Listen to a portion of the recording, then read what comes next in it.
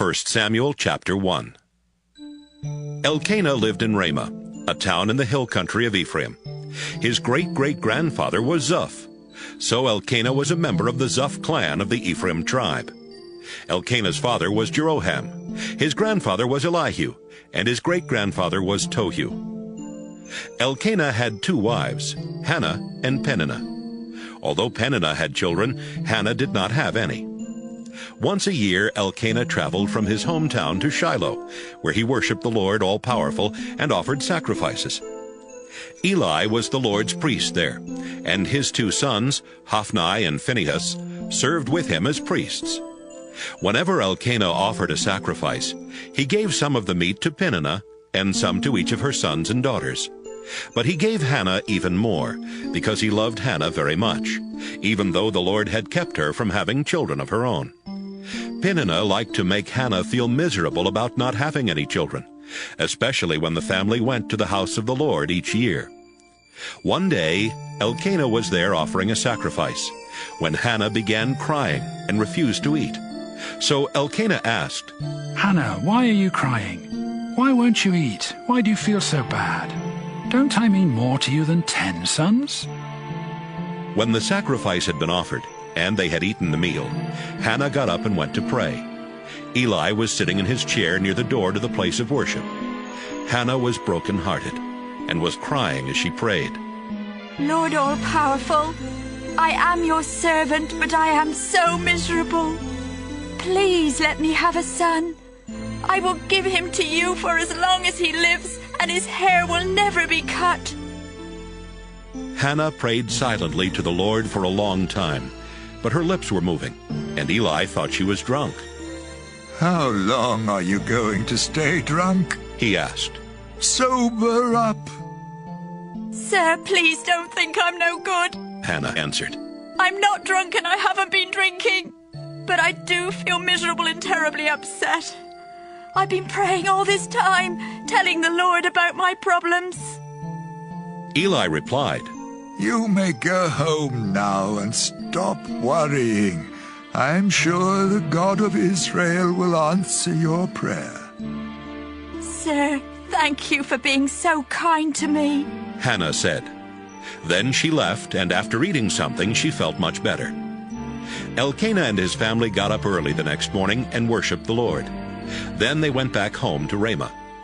Later the Lord blessed Elkanah and Hannah with a son. She named him Samwel, because she had asked the Lord for him. The next time Elkanah and his family went to offer their yearly sacrifice, he took along a gift that he had promised to give to the Lord.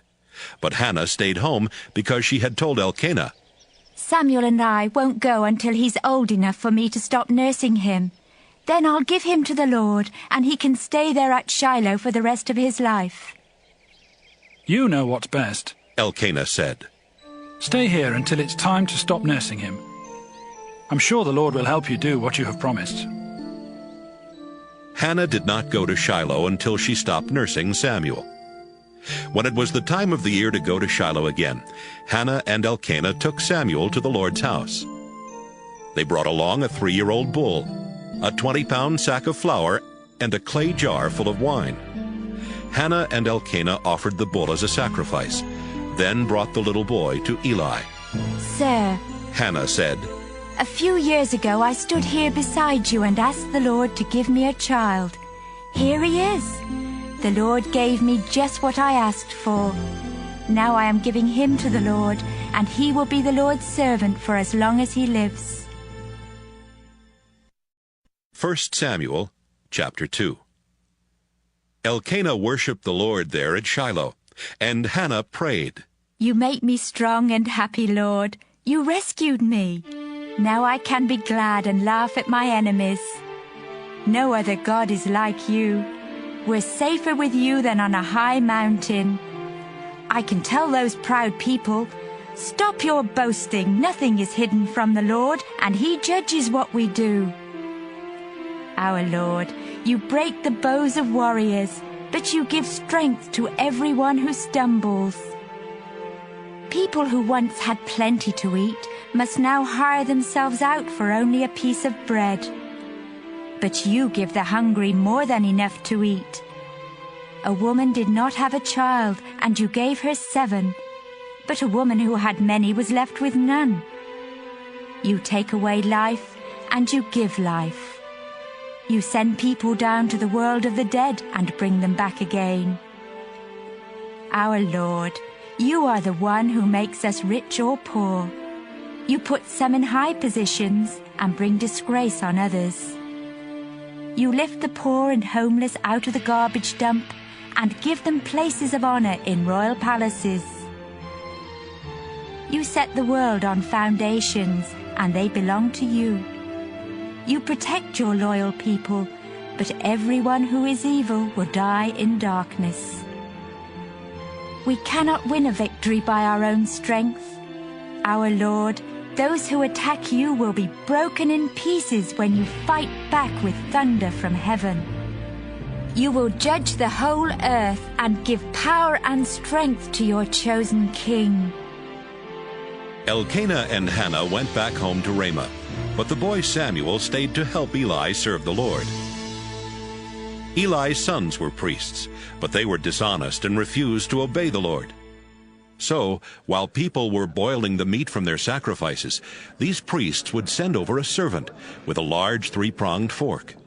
The servant would stick the fork into the cooking pot, and whatever meat came out on the fork was taken back to the priests.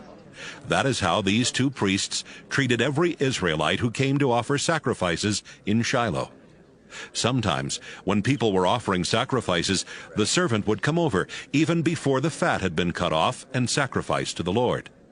Then the servant would tell them, "The priest doesn't want his meat boiled. Give him some raw meat that he can roast." Usually the people answered, "Take what you want, but first let us sacrifice the fat to the Lord." "No," the servant would reply. "If you don't give it to me now, I'll take it by force." Eli's sons did not show any respect for the sacrifices that the people offered. This was a terrible sin, and it made the Lord very angry. The boy Samwel served the Lord, and wore a special linen garment and the clothes his mother made for him. She would bring new clothes every year, when she and her husband came to offer sacrifices at Shiloh. Eli would always bless Elkanah and his wife and say, Samwel was born in answer to your prayers. Now you have given him to the Lord. I pray that the Lord will bless you with more children to take his place. After Eli had blessed them, Elkanah and Hannah would return home. The Lord was kind to Hannah, and she had 3 more sons and 2 daughters. But Samwel grew up at the Lord's house in Shiloh.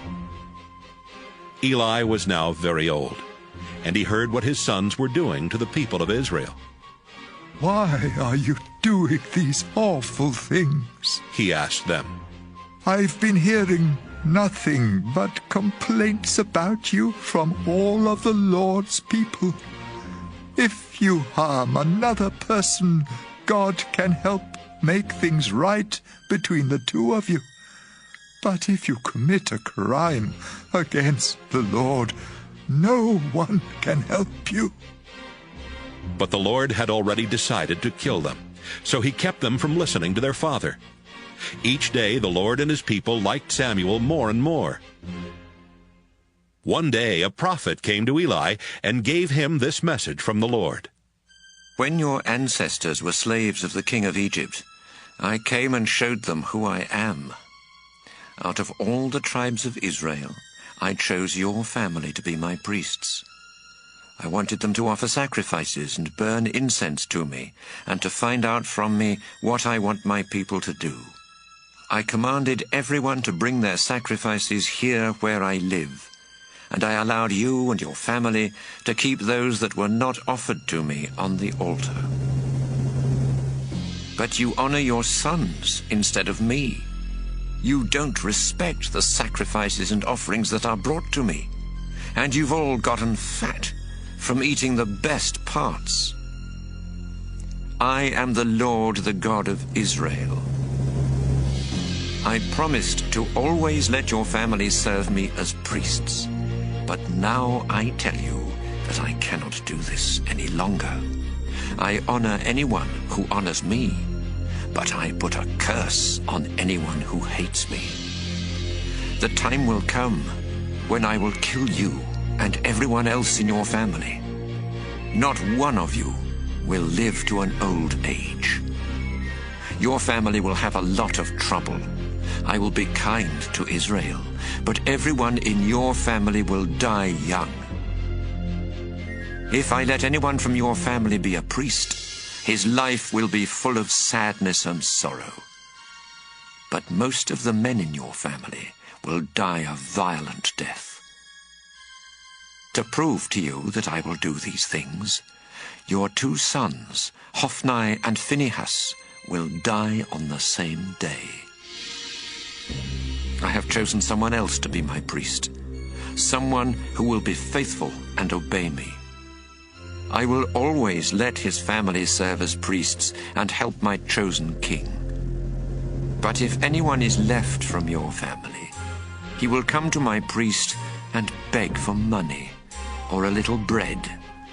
He may even say to my priest, "Please let me be a priest, so I will at least have something to eat."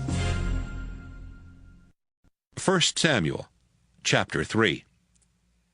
Samuel served the Lord by helping Eli the priest, who was by that time almost blind.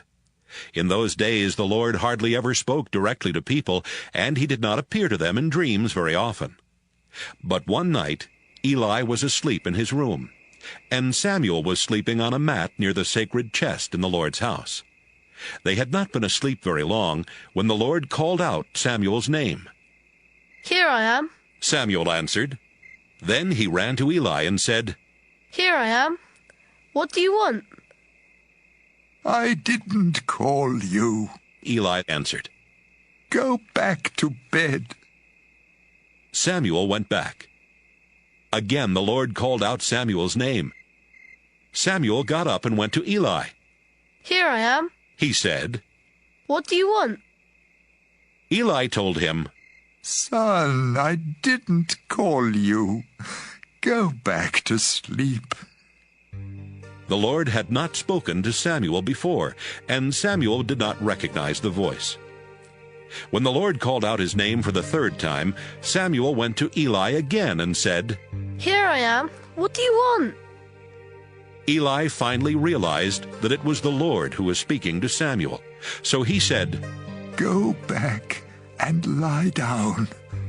If someone speaks to you again, answer, I'm listening, Lord. What do you want me to do? Once again Samuel went back and lay down. The Lord then stood beside Samuel and called out as he had done before. Samuel! Samuel! "I'm listening." Samuel answered. "What do you want me to do?" The Lord said, Samuel, I'm going to do something in Israel that will shock everyone who hears about it. I will punish Eli and his family just as I promised. He knew that his sons refused to respect me, and he let them get away with it, even though I said I would punish his family forever. I warned Eli that sacrifices or offerings could never make things right. His family has done too many disgusting things. The next morning, Samuel got up and opened the doors to the Lord's house. He was afraid to tell Eli what the Lord had said, but Eli told him, Samuel, my boy, come here. "Here I am." Samuel answered. Eli said, What did God say to you? Tell me everything. I pray that God will punish you terribly if you don't tell me every word he said. Samuel told Eli everything. Then Eli said, He is the Lord, and he will do what's right. As Samuel grew up, the Lord helped him and made everything Samuel said come true. From the town of Dan in the north to the town of Beersheba in the south, everyone in the country knew that Samuel was truly the Lord's prophet. The Lord often appeared to Samuel at Shiloh and told him what to say. 1 Samuel Chapter 4. Then Samwel would speak to the whole nation of Israel. One day the Israelites went out to fight the Philistines. They set up camp near Ebenezer, and the Philistines camped at Aphek. The Philistines made a fierce attack. They defeated the Israelites and killed about 4,000 of them. The Israelite army returned to their camp, and the leaders said, "Why did the Lord let us lose to the Philistines today? Let's get the sacred chest, where the Lord's agreement with Israel is kept. Then the Lord will help us and rescue us from our enemies." The army sent some soldiers to bring back the sacred chest from Shiloh, because the Lord All-Powerful has his throne on the winged creatures on top of the chest. As Eli's 2 sons, Hophni and Phinehas, brought the chest into camp, the army cheered so loudly that the ground shook. The Philistines heard the noise and said, "What are those Hebrews shouting about?" When the Philistines learned that the sacred chest had been brought into the camp, they were scared to death and said, "The gods have come into their camp. Now we're in real trouble. Nothing like this has ever happened to us before. We're in big trouble. Who can save us from these powerful gods? They're the same gods who made all those horrible things happen to the Egyptians in the desert. Philistines, be brave and fight hard. If you don't, those Hebrews will rule us just as we've been ruling them. Fight and don't be afraid." The Philistines did fight. They killed 30,000 Israelite soldiers, and all the rest ran off to their homes. Hophni and Phinehas were killed, and the sacred chest was captured. That same day, a soldier from the tribe of Benjamin ran from the battlefront to Shiloh. He had torn his clothes and put dirt on his head to show his sorrow. He went into town and told the news about the battle, and everyone started crying. Eli was afraid that something might happen to the sacred chest, so he was sitting on his chair beside the road just waiting. He was 98 years old and blind, but he could hear everyone crying, and he asked, "What's all that noise?" The soldier hurried over and told Eli, "I escaped from the fighting today and ran here." "Young man, what happened?" Eli asked. "Israel ran away from the Philistines," the soldier answered.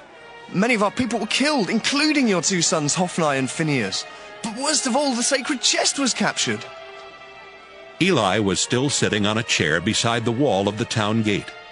And when the man said that the Philistines had taken the sacred chest, Eli fell backward.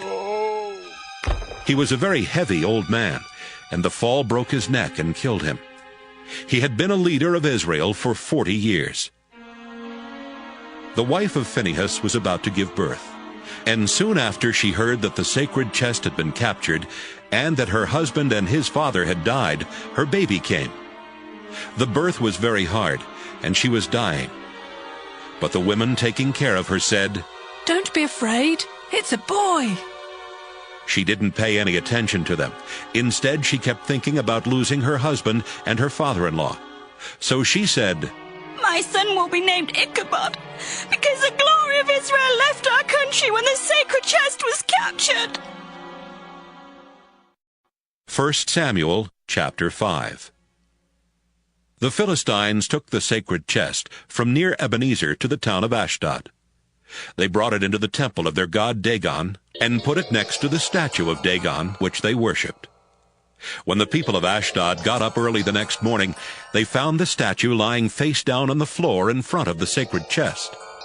They put the statue back where it belonged, but early the next morning it had fallen over again and was lying face down on the floor in front of the chest. The body of the statue was still in one piece, but its head and both hands had broken off and were lying on the stone floor in the doorway. This is the reason the priests and everyone else step over that part of the doorway when they enter the temple of Dagon in Ashdod. The Lord caused a lot of trouble for the people of Ashdod and their neighbors. He made sores break out all over their bodies, and everyone was in a panic. Finally they said, "The God of Israel did this. He's the one who caused all this trouble for us and our god Dagon. We've got to get rid of this chest." The people of Ashdod had all the Philistine rulers come to Ashdod, and they asked them, "What can we do with the sacred chest that belongs to the God of Israel?" "Send it to Gath. The rulers answered. But after they took it there, the Lord made sores break out on everyone in town. The people of Gath were frightened, so they sent the sacred chest to Ekron. But before they could take it through the town gates, the people of Ekron started screaming, "They've brought the sacred chest that belongs to the God of Israel! It will kill us and our families too!" The people of Ekron called for another meeting of the Philistine rulers and told them, "Send this chest back where it belongs. Then it won't kill us." Everyone was in a panic, because God was causing a lot of people to die, and those who had survived were suffering from the sores. They all cried to their gods for help. 1 Samuel chapter 6. After the sacred chest had been in Philistia for 7 months, the Philistines called in their priests and fortune-tellers and asked, "What should we do with this sacred chest? Tell us how to send it back where it belongs." "Don't send it back without a gift," the priests and fortune-tellers answered. "Send along something to Israel's God to make up for taking the chest in the first place. Then you will be healed, and you will find out why the Lord was causing you so much trouble." "What should we send?" the Philistines asked. The priests and fortune-tellers answered, "There are 5 Philistine rulers, and they all have the same disease that you have.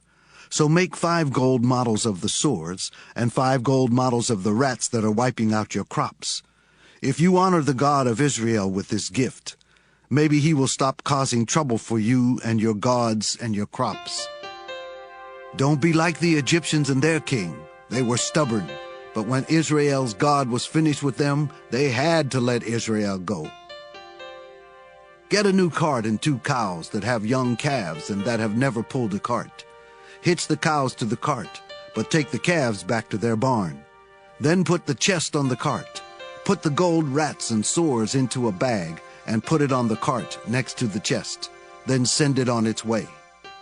Watch to see if the chest goes on up the road to the Israelite town of Bethshemesh. If it goes back to its own country, you will know that it was the Lord who made us suffer so badly. But if the chest doesn't go back to its own country, then the Lord had nothing to do with the disease that hit us. It was simply bad luck." The Philistines followed their advice. They hitched up the 2 cows to the cart, but they kept their calves in a barn. Then they put the chest on the cart, along with the bag that had the gold rats and sores in it. The cows went straight up the road toward Bethshemesh, mooing as they went. The Philistine rulers followed them until they got close to Bethshemesh. The people of Bethshemesh were harvesting their wheat in the valley. When they looked up and saw the chest, they were so happy that they stopped working and started celebrating. The cows left the road and pulled the cart into a field that belonged to Joshua from Bethshemesh, and they stopped beside a huge rock. Some men from the tribe of Levi were there. So they took the chest off the cart and placed it on the rock, and then they did the same thing with the bag of gold rats and sores. A few other people chopped up the cart and made a fire. They killed the cows and burned them as sacrifices to the Lord. After that, they offered more sacrifices. When the 5 rulers of the Philistines saw what had happened, they went back to Ekron that same day. That is how the Philistines sent gifts to the Lord to make up for taking the sacred chest.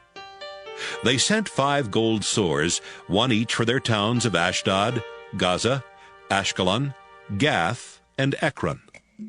They also sent 1 gold rat for each walled town and for every village that the 5 Philistine rulers controlled. The huge stone where the Levites set the chest is still there in Joshua's field as a reminder of what happened. Some of the men of Bethshemesh looked inside the sacred chest, and the Lord God killed 70 of them. This made the people of Bethshemesh very sad, and they started saying, "No other God is like the Lord. Who can go near him and still live? We'll have to send the chest away from here, but where can we send it?" They sent messengers to tell the people of Kiriath-Jearim, "The Philistines have sent back the sacred chest. Why don't you take it and keep it there with you?" 1 Samuel chapter 7. The people of Kiriath-Jearim got the chest and took it to Abinadab's house, which was on a hill in their town.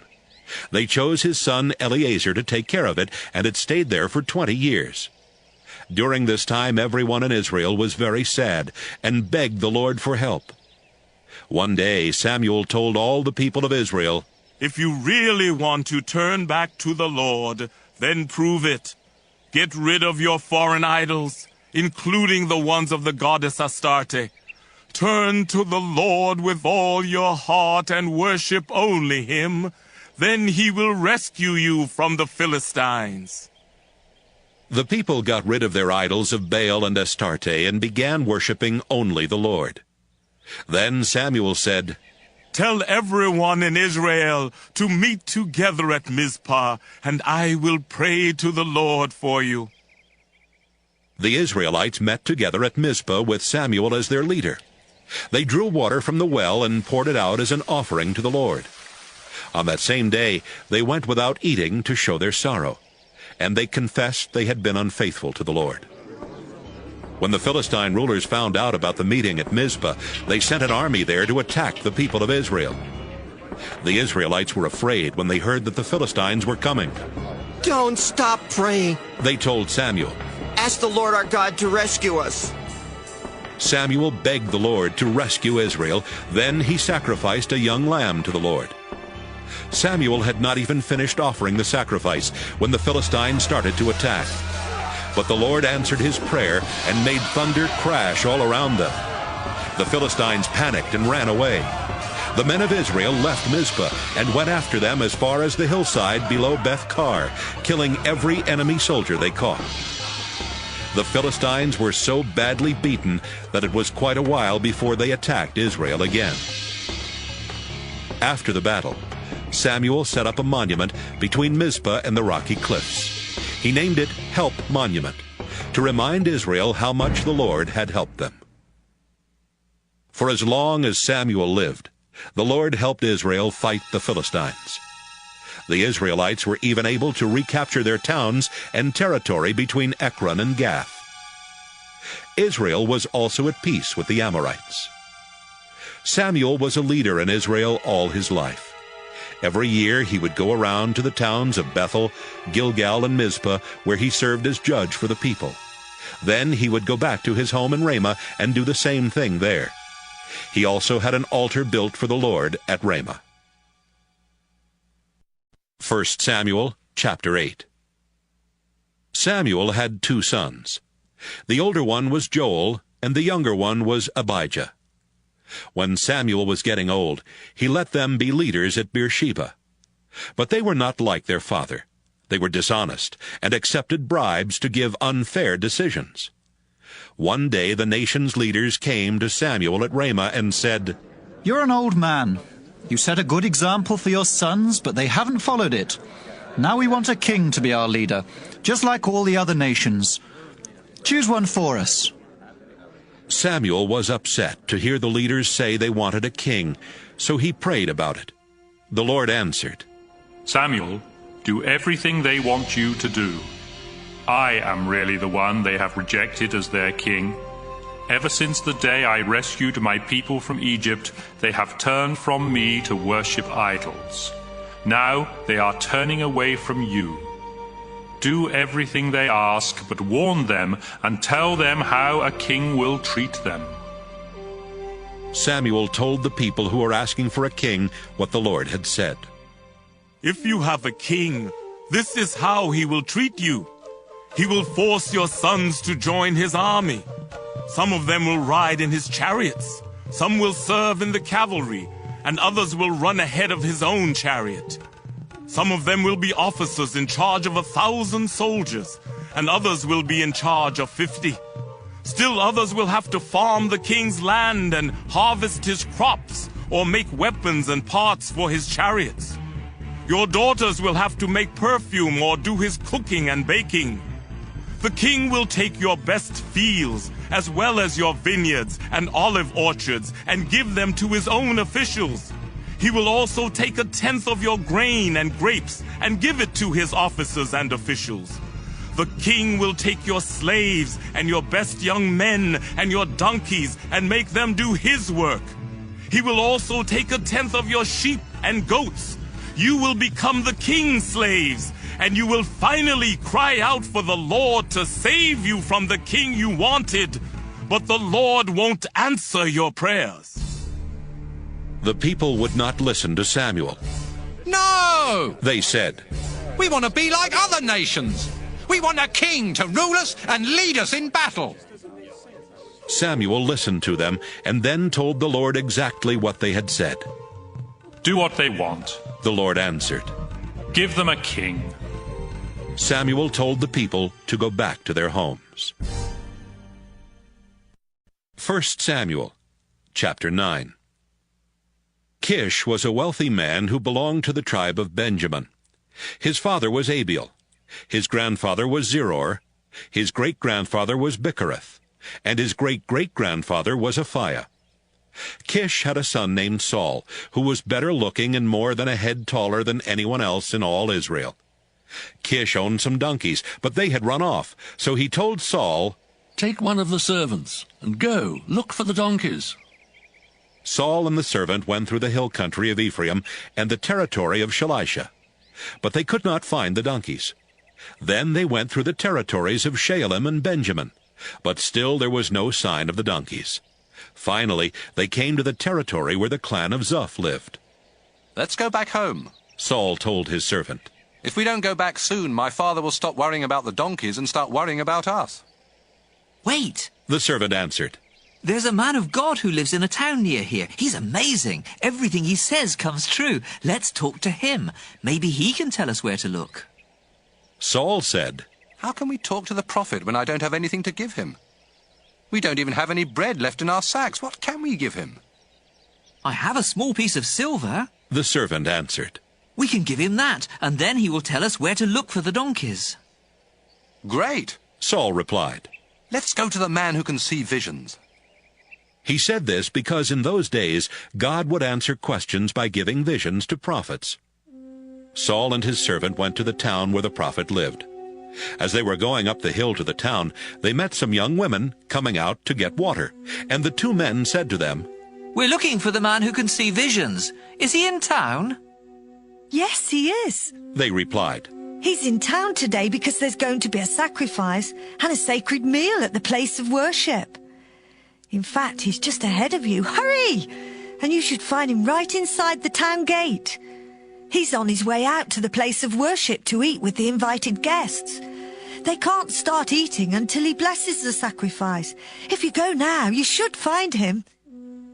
They went to the town, and just as they were going through the gate, Samuel was coming out on his way to the place of worship. The day before Saul came, the Lord had told Samuel, I've seen how my people are suffering, and I've heard their call for help. About this time tomorrow, I'll send you a man from the tribe of Benjamin who will rescue my people from the Philistines. I want you to pour olive oil on his head to show that he will be their leader. Samuel looked at Saul, and the Lord told Samuel, This is the man I told you about. He is the one who will rule Israel. Saul went over to Samuel in the gateway and said, A man who can see visions lives here in town. Could you tell me the way to his house? I am the one who sees visions, Samuel answered. Go on up to the place of worship. You will eat with me today, and in the morning I'll answer your questions. Don't worry about your donkeys that ran off 3 days ago. They've already been found. Everything of value in Israel now belongs to you and your family. Why are you telling me this? Saul asked. I'm from Benjamin, the smallest tribe in Israel, and my clan is the least important in the tribe. Samuel took Saul and his servant into the dining room at the place of worship. About 30 people were there for the dinner, but Samuel gave Saul and his servant the places of honor. Then Samuel told the cook, I gave you the best piece of meat and told you to set it aside. Bring it here now. The cook brought the meat over and set it down in front of Saul. This is for you, Samuel told him. Go ahead and eat it. I had this piece saved especially for you, and I invited these guests to eat with you. After Saul and Samuel had finished eating, they went down from the place of worship and back into town. A bed was set up for Saul on the flat roof of Samwel's house, and Saul slept there. About sunrise the next morning, Samwel called up to Saul on the roof. "Time to get up. I'll help you get started on your way." Saul got up. He and Samwel left together and had almost reached the edge of town when Samwel stopped and said, "Have your servant go on. Stay here with me for a few minutes, and I'll tell you what God has told me." 1 Samuel, chapter 10. After the servant had gone, Samwel took a small jar of olive oil and poured it on Saul's head. Then he kissed Saul and told him, "The Lord has chosen you to be the leader and ruler of his people. When you leave me today, you'll meet 2 men near Rachel's tomb at Zelzah, in the territory of Benjamin. They'll tell you, 'The donkeys you've been looking for have been found. Your father has forgotten about them, and now he's worrying about you. He's wondering how he can find you. Go on from there until you reach the big oak tree at Tabor, where you'll meet 3 men on their way to worship God at Bethel. One of them will be leading 3 young goats. Another will be carrying 3 round loaves of bread, and the last one will be carrying a clay jar of wine. After they greet you, they'll give you 2 loaves of bread. Next, go to Gibeah, where the Philistines have an army camp. As you're going into the town, you'll meet a group of prophets coming down from the place of worship. They'll be going along prophesying while others are walking in front of them, playing small harps, small drums, and flutes. The Spirit of the Lord will suddenly take control of you.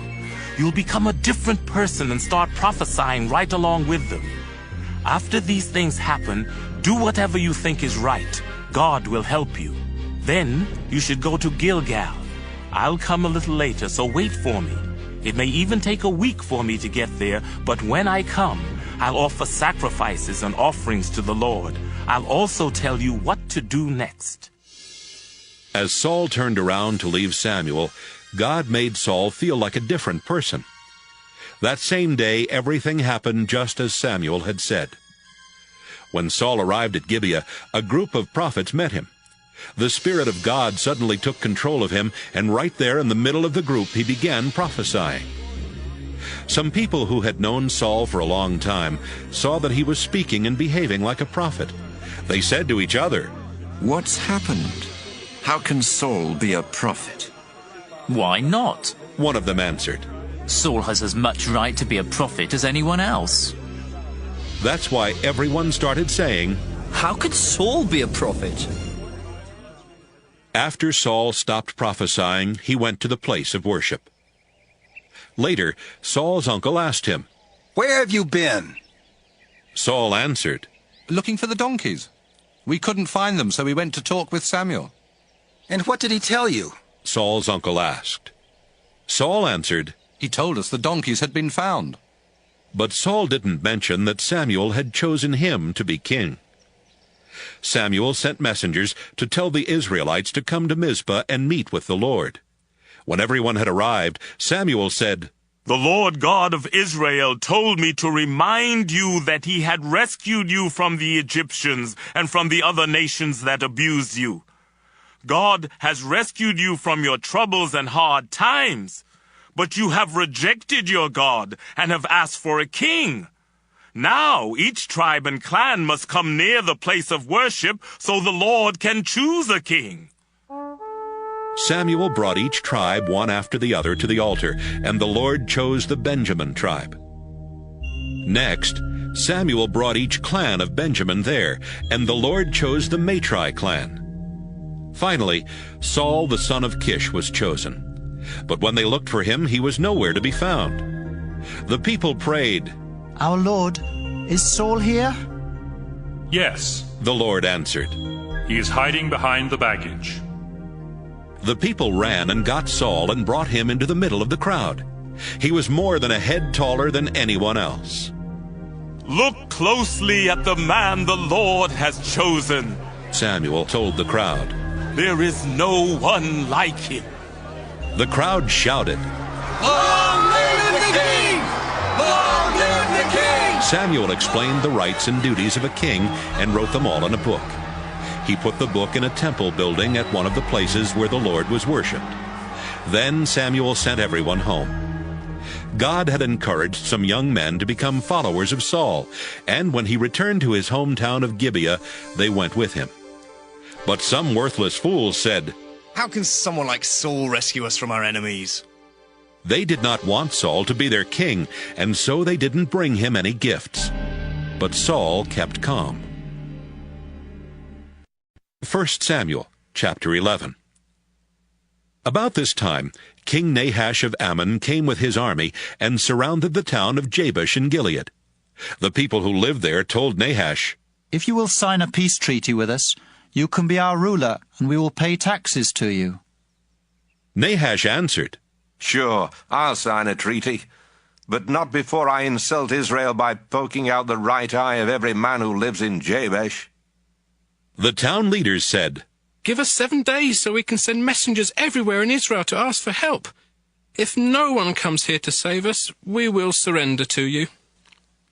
Some of the messengers went to Gibeah, Saul's hometown. They told what was happening at Jabesh, and everyone in Gibeah started crying. Just then Saul came in from the fields, walking behind his oxen. "Why is everyone crying?" Saul asked. They told him what the men from Jabesh had said. Then the Spirit of God suddenly took control of Saul and made him furious. Saul killed 2 of his oxen, cut them up in pieces, and gave the pieces to the messengers. He told them to show the pieces to everyone in Israel and say, "Saul and Samwel are getting an army together. Come and join them. If you don't, this is what will happen to your oxen." The Lord made the people of Israel terribly afraid. So all the men came together at Bezek. Saul had them organized and counted. There were 300,000 from Israel and 30,000 from Judah. Saul and his officers sent the messengers back to Jabesh with this promise, "We will rescue you tomorrow afternoon." The messengers went back to the people at Jabesh and told them that they were going to be rescued. Everyone was encouraged, so they told the Ammonites, "We will surrender to you tomorrow, and then you can do whatever you want to." The next day, Saul divided his army into 3 groups and attacked before daylight. They started killing Ammonites and kept it up until afternoon. A few Ammonites managed to escape, but they were scattered far from each other. The Israelite soldiers went to Samwel and demanded, "Where are the men who said they didn't want Saul to be king? Bring them to us, and we will put them to death." "No, you won't," Saul told them. "The Lord rescued Israel today, and no one will be put to death." "Come on," Samwel said. "Let's go to Gilgal and make an agreement that Saul will continue to be our king." Everyone went to the place of worship at Gilgal, where they agreed that Saul would be their king. Saul and the people sacrificed animals to ask for the Lord's blessing, and they had a big celebration. 1 Samuel, chapter 12. Samwel told the Israelites, "I have given you a king just as you have asked. You have seen how I have led you ever since I was a young man. I'm already old. My hair is gray, and my own sons are grown. Now you must see how well your king will lead you. Let me ask this. Have I ever taken anyone's ox or donkey or forced you to give me anything? Have I ever hurt anyone or taken a bribe to give an unfair decision? Answer me, so the Lord and his chosen king can hear you.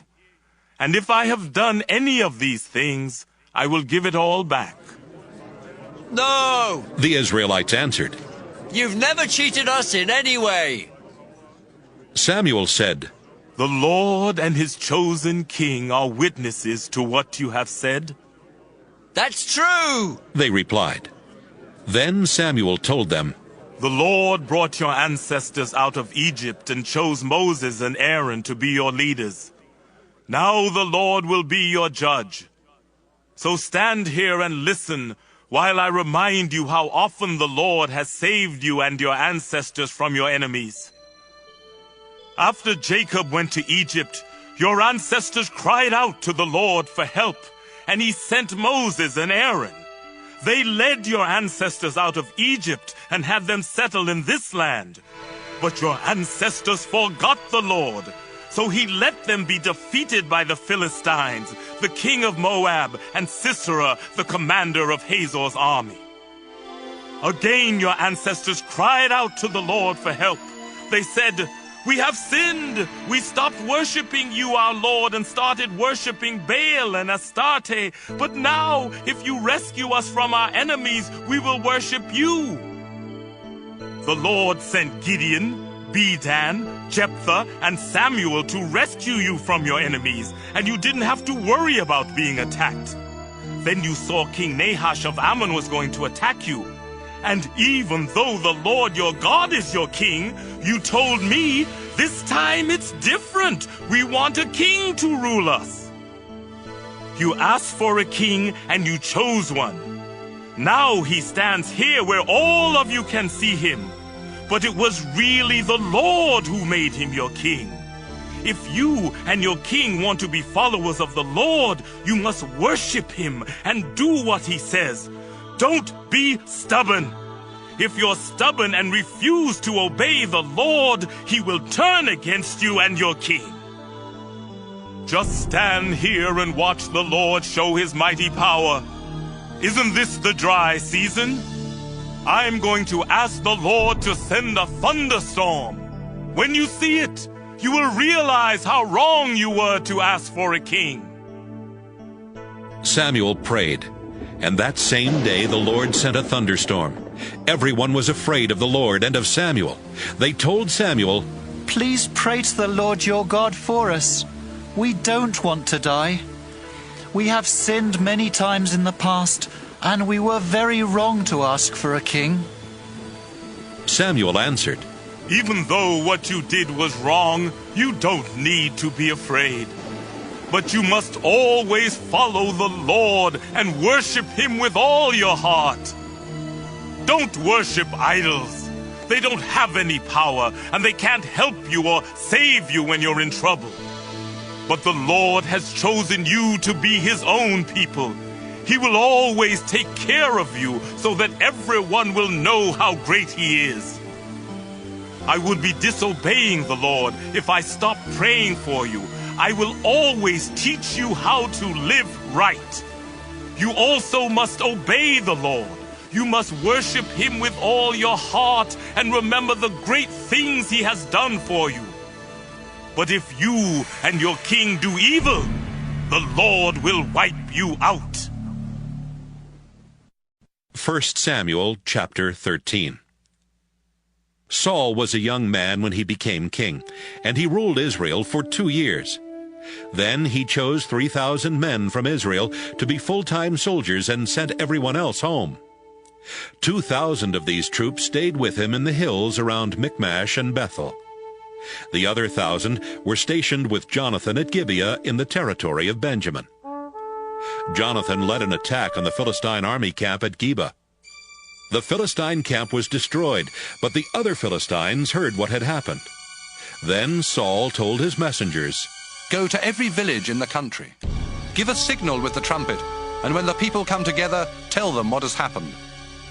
The messengers then said to the people of Israel, "Saul has destroyed the Philistine army camp at Gibeah. Now the Philistines really hate Israel, so every town and village must send men to join Saul's army at Gilgal." The Philistines called their army together to fight Israel. They had 3,000 chariots, 6,000 cavalry, and as many foot soldiers as there are grains of sand on the beach. They went to Michmash and set up camp there east of Bethaven. The Israelite army realized that they were outnumbered and were going to lose the battle. Some of the Israelite men hid in caves or in clumps of bushes, and some ran to places where they could hide among large rocks. Others hid in tombs or in deep dry pits. Still others went to Gad and Gilead on the other side of the Jordan River. Saul stayed at Gilgal. His soldiers were shaking with fear, and they were starting to run off and leave him. Saul waited there 7 days, just as Samuel had ordered him to do, but Samuel did not come. Finally Saul commanded, Bring me some animals, so we can offer sacrifices to please the Lord and ask for his help." Saul killed one of the animals, and just as he was placing it on the altar, Samwel arrived. Saul went out to welcome him. "What have you done?" Samwel asked. Saul answered, "My soldiers were leaving in all directions, and you didn't come when you were supposed to. The Philistines were gathering at Michmash, and I was worried that they would attack me here at Gilgal. I hadn't offered a sacrifice to ask for the Lord's help, so I forced myself to offer a sacrifice on the altar fire." "That was stupid," Samwel said. "You didn't obey the Lord your God. If you had obeyed him, someone from your family would always have been king of Israel. But no, you disobeyed, and so the Lord won't choose anyone else from your family to be king. In fact, he has already chosen the one he wants to be the next leader of his people." Then Samwel left Gilgal. Part of Saul's army had not deserted him, and he led them to Gibeah in Benjamin to join his other troops. Then he counted them and found that he still had 600 men. Saul, Jonathan, and their army set up camp at Gibeah in Benjamin. The Philistine army was camped at Michmash. Each day they sent out patrols to attack and rob villages and then destroy them. One patrol would go north along the road to Ophrah in the region of Shul. Another patrol would go west along the road to Beth-horon. A third patrol would go east toward the desert on the road to the ridge that overlooks Zeboim Valley. The Philistines would not allow any Israelites to learn how to make iron tools. "If we allowed that," they said, "those worthless Israelites would make swords and spears." Whenever the Israelites wanted to get an iron point put on a cattle prod, they had to go to the Philistines. Even if they wanted to sharpen plow blades, picks, axes, sickles, and pitchforks, they still had to go to them. And the Philistines charged high prices. So whenever the Israelite soldiers had to go into battle, none of them had a sword or a spear except Saul and his son Jonathan.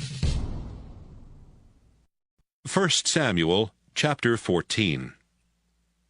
The Philistines moved their camp to the pass at Michmash, and Saul was in Gibeah with his 600 men. Saul's own tent was set up under a fruit tree by the threshing place at the edge of town. Ahijah was serving as priest, and one of his jobs was to get answers from the Lord for Saul. Ahijah's father was Ahitub, and his father's brother was Ichabod. Ahijah's grandfather was Phinehas, and his great-grandfather Eli had been the Lord's priest at Shiloh. One day, Jonathan told the soldier who carried his weapons that he wanted to attack the Philistine camp on the other side of the valley. So they slipped out of the Israelite camp without anyone knowing it. Jonathan didn't even tell his father he was leaving.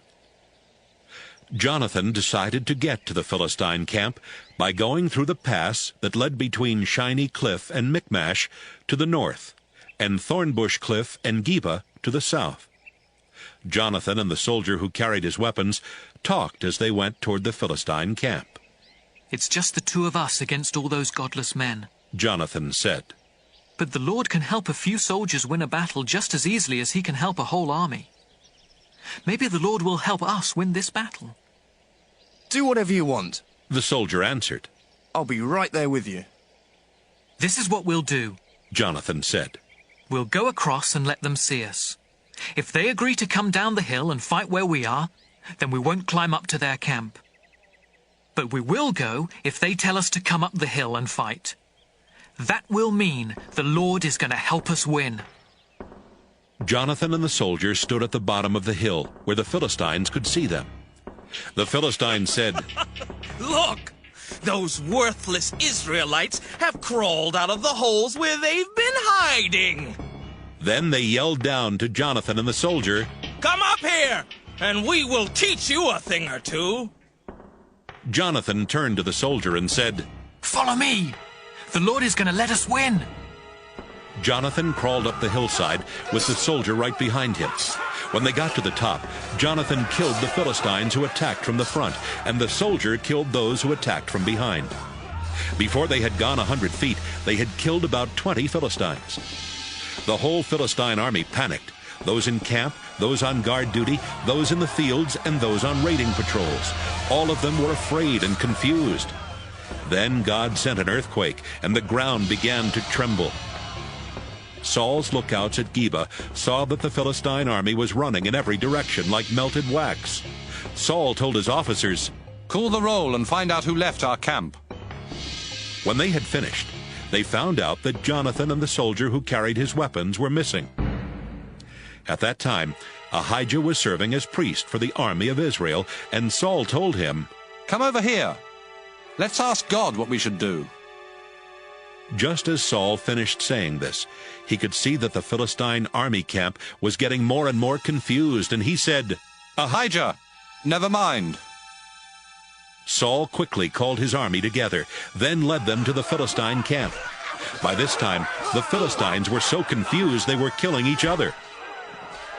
There were also some hired soldiers in the Philistine camp, who now switched to Israel's side and fought for Saul and Jonathan. Many Israelites had been hiding in the hill country of Ephraim, and when they heard that the Philistines were running away, they came out of hiding and joined in chasing the Philistines. So the Lord helped Israel win the battle that day. Saul had earlier told his soldiers, "I want to get even with those Philistines by sunset. If any of you eat before then, you will be under a curse." So he made them swear not to eat. By the time the fighting moved past Beth-aven, the Israelite troops were weak from hunger. The army and the people who lived nearby had gone into a forest, and they came to a place where honey was dripping on the ground. But no one ate any of it because they were afraid of being put under the curse. Jonathan did not know about Saul's warning to the soldiers, so he dipped the end of his walking stick in the honey and ate some with his fingers. He felt stronger and more alert. Then a soldier told him, "Your father swore that anyone who ate food today would be put under a curse, and we agreed not to eat. That's why we're so weak." Jonathan said, "My father has caused you a lot of trouble. Look at me. I had only a little of this honey, but already I feel strong and alert. I wish you'd eaten some of the food the Philistines left behind. We would have been able to kill a lot more of them." By evening, the Israelite army was exhausted from killing Philistines all the way from Michmash to Ajalon. They grabbed the food they had captured from the Philistines and started eating. They even killed sheep and cows and calves right on the ground and ate the meat without draining the blood. Someone told Saul, "Look, the army is disobeying the Lord by eating meat before the blood drains out." "You're right," Saul answered. "They are being unfaithful to the Lord. Hurry! Roll a big rock over here. Then tell everyone in camp to bring their cattle and lambs to me. They can kill the animals on this rock, then eat the meat. That way no one will disobey the Lord by eating meat with blood still in it."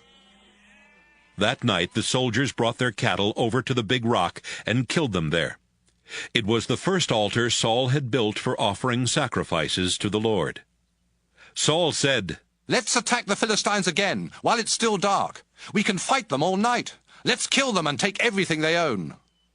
The people answered, "We will do whatever you want." "Wait," Ahijah the priest said. "Let's ask God what we should do." Saul asked God, "Should I attack the Philistines? Will you help us win?" This time God did not answer. Saul called his army officers together and said, "We have to find out what sin has kept God from answering. I swear by the living Lord that whoever sinned must die, even if it turns out to be my own son Jonathan." No one said a word. Saul told his army, "You stand on that side of the priest, and Jonathan and I will stand on the other side." Everyone agreed. Then Saul prayed, "Our Lord, God of Israel, why haven't you answered me today? Please show us who sinned. Was it my son Jonathan and I, or was it your people Israel?" The answer came back that Jonathan or Saul had sinned, not the army. Saul told Ahijah, "Now ask the Lord to decide between Jonathan and me." The answer came back that Jonathan had sinned. "Jonathan," Saul exclaimed, "tell me what you did." "I dipped the end of my walking stick in some honey and ate a little. Now you say I have to die?" Yes, Jonathan. I swear to God that you must die. No! The soldiers shouted. God help Jonathan win the battle for us. We won't let you kill him. We swear to the Lord that we won't let you kill him or even lay a hand on him. So the army kept Saul from killing Jonathan. Saul stopped hunting down the Philistines, and they went home. When Saul became king, the Moabites, the Ammonites, the Edomites, the kings of Zobah, the Philistines, and the Amalekites had all been robbing the Israelites.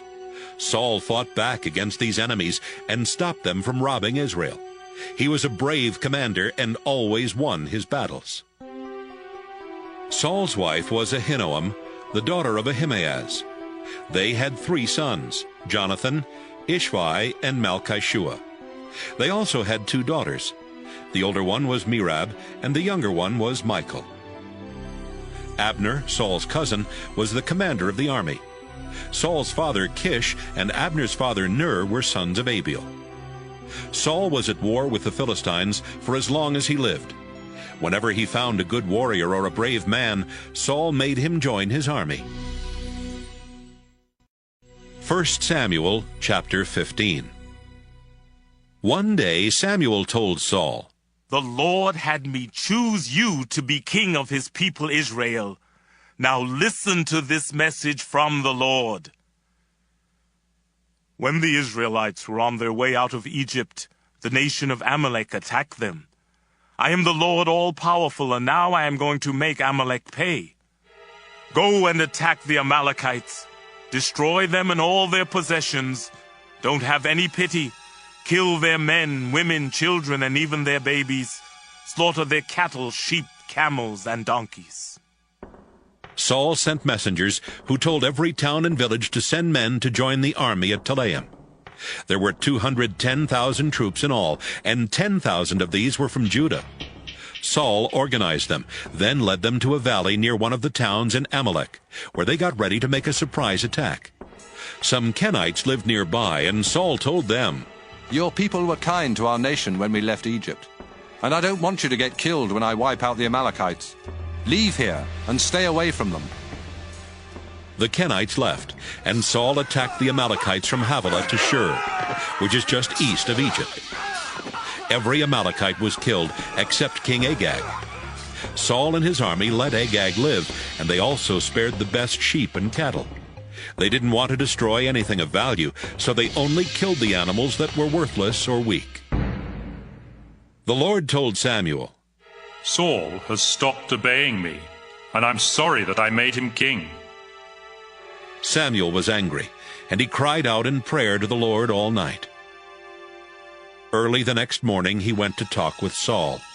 Someone told him, "Saul went to Carmel, where he had a monument built, so everyone would remember his victory. Then he left for Gilgal." Samuel finally caught up with Saul, and Saul told him, "I hope the Lord will bless you. I have done what the Lord told me." "Then why," Samuel asked, "do I hear sheep and cattle?"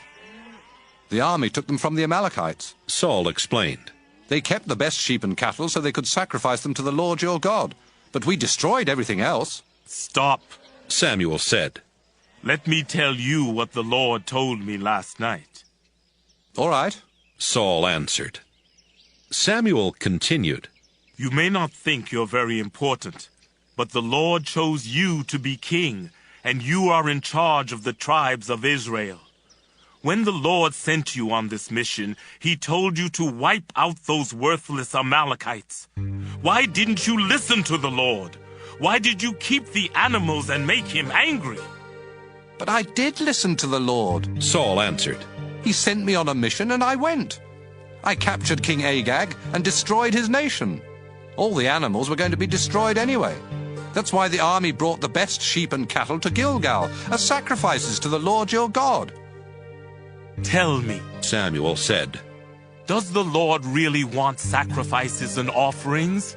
"No! He doesn't want your sacrifices. He wants you to obey him. Rebelling against God or disobeying him because you are proud is just as bad as worshiping idols or asking them for advice. You refuse to do what God told you. So God has decided that you can't be king. I have sinned, Saul admitted. I disobeyed both you and the Lord. I was afraid of the army, and I listened to them instead. Please forgive me, and come back with me so I can worship the Lord. No, Samuel replied. You disobeyed the Lord, and I won't go back with you. Now the Lord has said that you can't be king of Israel any longer. As Samuel turned to go, Saul grabbed the edge of Samuel's robe. It tore. Samuel said, The Lord has torn the king of Israel away from you today, and he will give it to someone who is better than you. Besides, the eternal God of Israel isn't a human being. He doesn't tell lies or change his mind. Saul said, I did sin, but please honor me in front of the leaders of the army and the people of Israel. Come back with me so I can worship the Lord your God. Samuel followed Saul back, and Saul worshipped the Lord. Then Samuel shouted, Bring me King Agag of Amalek.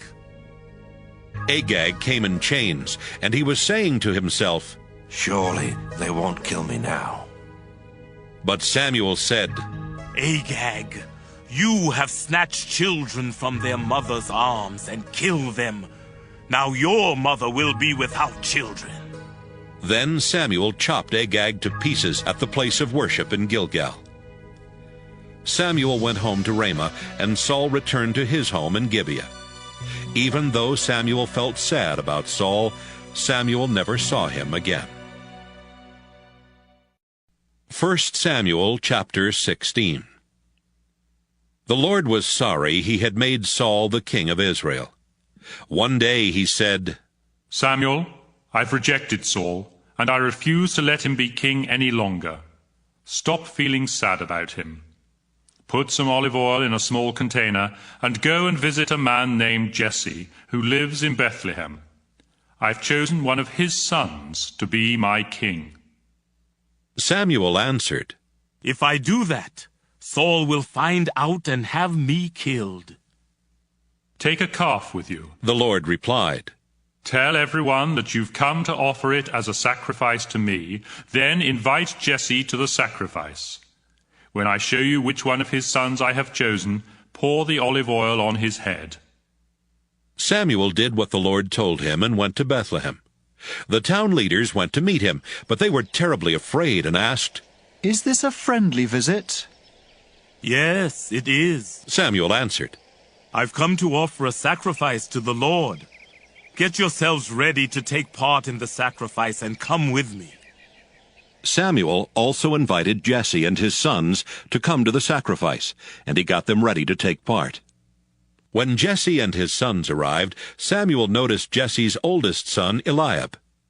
He has to be the one the Lord has chosen, Samuel said to himself. But the Lord told him, Samuel, don't think Eliab is the one just because he's tall and handsome. He isn't the one I've chosen.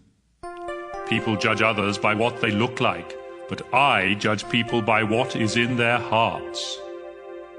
Jesse told his son Abinadab to go over to Samuel, but Samuel said, No, the Lord hasn't chosen him.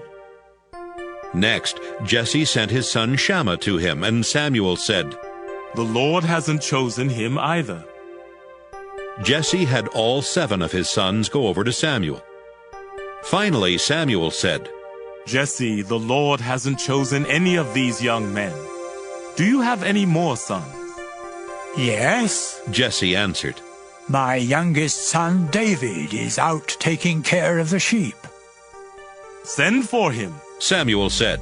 We won't start the ceremony until he gets here. Jesse sent for David. He was a healthy, good-looking boy with a sparkle in his eyes.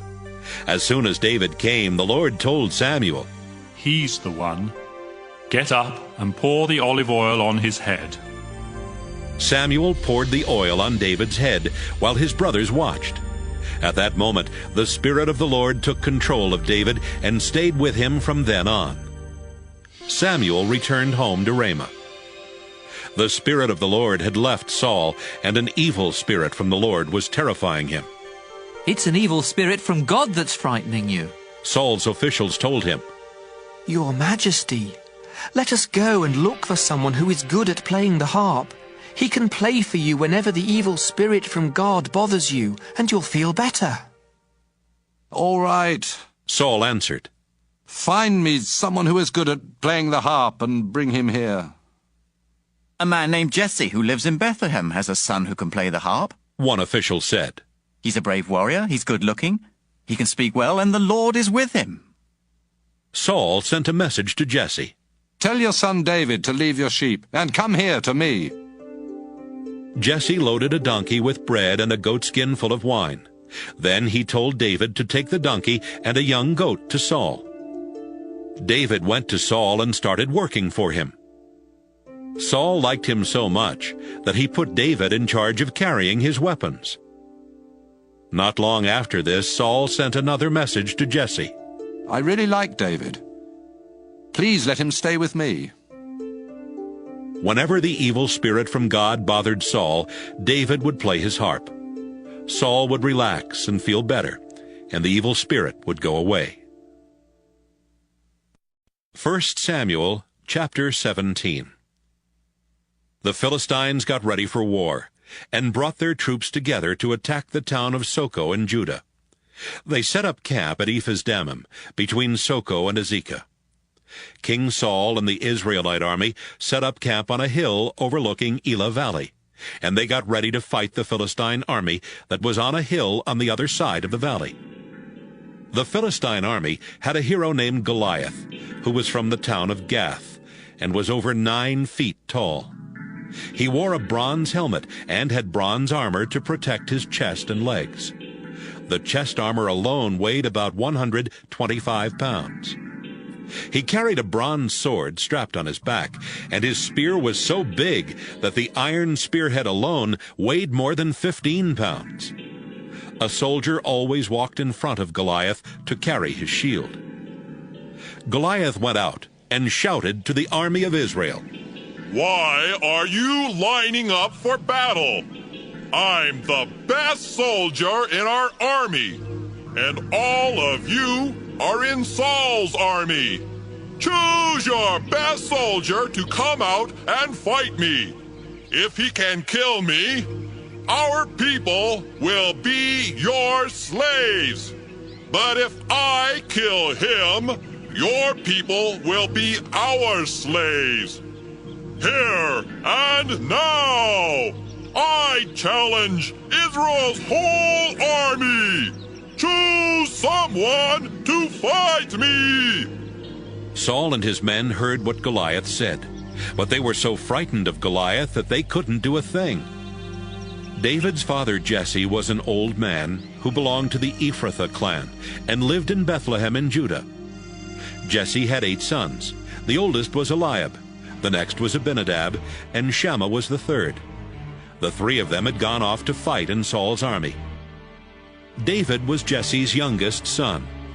He took care of his father's sheep and went back and forth between Bethlehem and Saul's camp. Goliath came out and gave his challenge every morning and every evening for 40 days. One day Jesse told David, Hurry and take this sack of roasted grain and these 10 loaves of bread to your brothers at the army camp. And here are 10 large chunks of cheese to take to their commanding officer. Find out how your brothers are doing, and bring back something that shows that they're all right. They're with Saul's army, fighting the Philistines in Elah Valley. David obeyed his father. He got up early the next morning and left someone else in charge of the sheep. Then he loaded the supplies and started off. He reached the army camp just as the soldiers were taking their places and shouting the battle cry. The army of Israel and the Philistine army stood there facing each other. David left his things with the man in charge of supplies and ran up to the battle line to ask his brothers if they were well. While David was talking with them, Goliath came out from the line of Philistines and started boasting as usual. David heard him. When the Israelite soldiers saw Goliath, they were scared and ran off. They said to each other, "Look how he keeps coming out to insult us. The king is offering a big reward to the man who kills Goliath. That man will even get to marry the king's daughter, and no one in his family will ever have to pay taxes again." David asked some soldiers standing nearby, "What will a man get for killing this Philistine and stopping him from insulting our people? Who does that worthless Philistine think he is? He's making fun of the army of the living God." The soldiers told David what the king would give the man who killed Goliath. David's oldest brother Eliab heard him talking with the soldiers. Eliab was angry at him and said, "What are you doing here anyway? Who's taking care of that little flock of sheep out in the desert? You spoiled brat. You came here just to watch the fighting, didn't you?" "Now what have I done?" David answered. "Can't I even ask a question?" Then he turned and asked another soldier the same thing he had asked the others, and he got the same answer. Some soldiers overheard David talking, so they told Saul what David had said. Saul sent for David, and David came. "Your Majesty," he said, "this Philistine shouldn't turn us into cowards. I'll go out and fight him myself." "You don't have a chance against him," Saul replied. "You're only a boy, and he's been a soldier all his life." But David told him, "Your Majesty, I take care of my father's sheep, and when one of them is dragged off by a lion or a bear, I go after it and beat the wild animal until it lets the sheep go. If the wild animal turns and attacks me, I grab it by the throat and kill it. Sir, I have killed lions and bears that way, and I can kill this worthless Philistine. He shouldn't have made fun of the army of the living God. The Lord has rescued me from the claws of lions and bears, and he will keep me safe from the hands of this Philistine." "All right," Saul answered. "Go ahead and fight him, and I hope the Lord will help you." Saul had his own military clothes and armor put on David, and he gave David a bronze helmet to wear. David strapped on a sword and tried to walk around, but he was not used to wearing those things. "I can't move with all this stuff on," David said. "I'm just not used to it." David took off the armor and picked up his shepherd's stick. He went out to a stream and picked up 5 smooth rocks and put them in his leather bag. Then, with his sling in his hand, he went straight toward Goliath. Goliath came toward David, walking behind the soldier who was carrying his shield. When Goliath saw that David was just a healthy, good-looking boy, he made fun of him. "Do you think I'm a dog?" Goliath asked. "Is that why you've come after me with a stick?" He cursed David in the name of the Philistine gods and shouted, "Come on! When I'm finished with you, I'll feed you to the birds and wild animals." David answered, "You've come out to fight me with a sword and a spear and a dagger, but I've come out to fight you in the name of the Lord all-powerful. He is the God of Israel's army, and you have insulted him too. Today the Lord will help me defeat you. I'll knock you down and cut off your head, and I'll feed the bodies of the other Philistine soldiers to the birds and wild animals. Then the whole world will know that Israel has a real God. Everybody here will see that the Lord doesn't need swords or spears to save his people. The Lord always wins his battles, and he will help us defeat you." When Goliath started forward, David ran toward him. He put a rock in his sling and swung the sling around by its straps. When he let go of one strap, the rock flew out and hit Goliath in the forehead. It cracked his skull, and he fell face down on the ground. David defeated Goliath with a sling and a rock. He killed him without even using a sword. David ran over and pulled out Goliath's sword. Then he used it to cut off Goliath's head. When the Philistines saw what had happened to their hero, they started running away. But the soldiers of Israel and Judah let out a battle cry and went after them as far as Gath and Ekron. The bodies of the Philistines were scattered all along the road from Shaaraim to Gath and Ekron. When the Israelite army returned from chasing the Philistines, they took what they wanted from the enemy camp. David took Goliath's head to Jerusalem, but he kept Goliath's weapons in his own tent. After King Saul had watched David go out to fight Goliath, Saul turned to the commander of his army and said, Abner, who is that young man? Your Majesty, Abner answered, I swear by your life that I don't know. Then find out, Saul told him. When David came back from fighting Goliath, he was still carrying Goliath's head. Abner took David to Saul, and Saul asked, Who are you? I am David, the son of Jesse, a loyal Israelite from Bethlehem. 1 Samuel chapter 18. David and Saul finished talking, and soon David and Jonathan became best friends. Jonathan thought as much of David as he did of himself. From that time on, Saul kept David in his service and would not let David go back to his own family. Jonathan liked David so much that they promised to always be loyal friends. Jonathan took off the robe that he was wearing and gave it to David. He also gave him his military clothes, his sword, his bow and arrows, and his belt. David was a success in everything that Saul sent him to do, and Saul made him a high officer in his army. That pleased everyone, including Saul's other officers.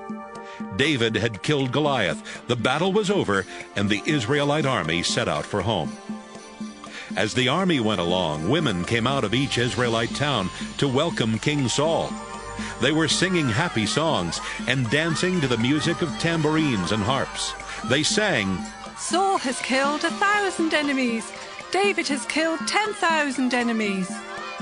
This song made Saul very angry, and he thought, They are saying that David has killed 10 times more enemies than I ever did. Next, they will want to make him king. Saul never again trusted David. The next day, the Lord let an evil spirit take control of Saul, and he began acting like a crazy man inside his house.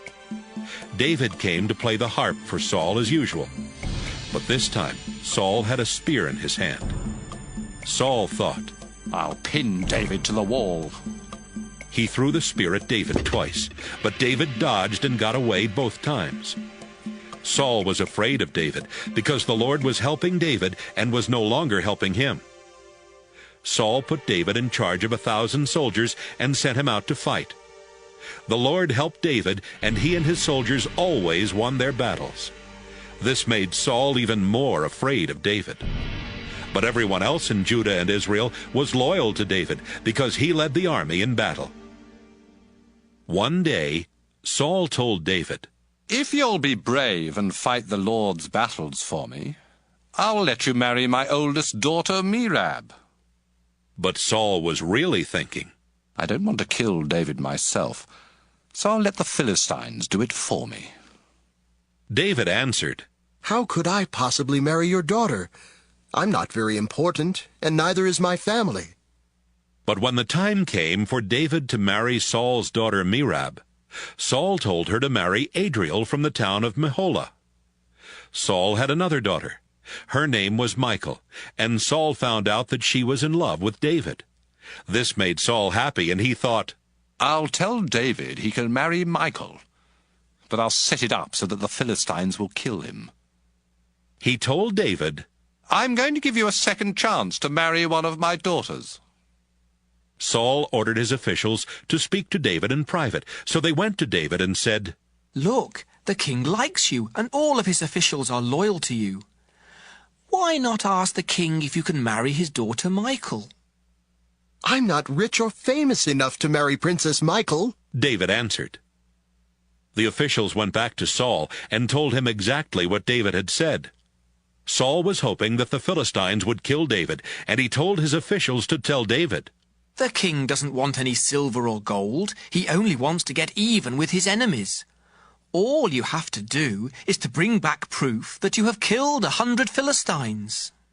The officials told David, and David wanted to marry the princess.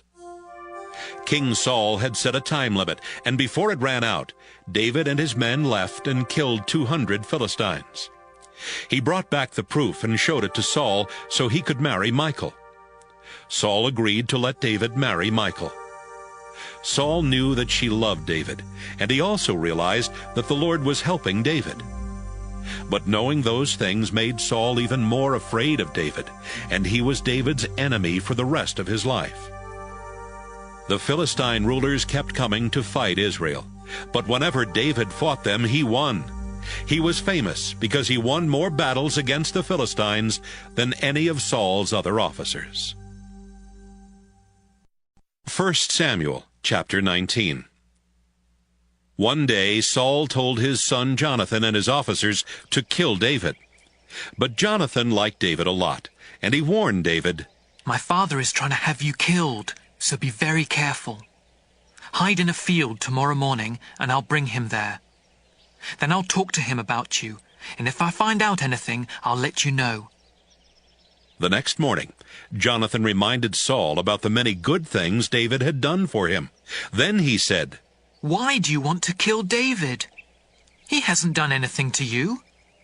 He has served in your army and has always done what's best for you. He even risked his life to kill Goliath. The Lord helped Israel win a great victory that day, and it made you happy." Saul agreed and promised, "I swear by the living Lord that I won't have David killed." Jonathan called to David and told him what Saul had said. Then he brought David to Saul, and David served in Saul's army just as he had done before. The next time there was a war with the Philistines, David fought hard and forced them to retreat.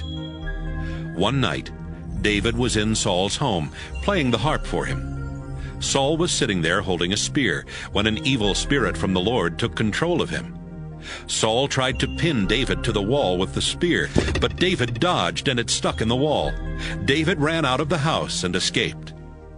Saul sent guards to watch David's house all night and then to kill him in the morning.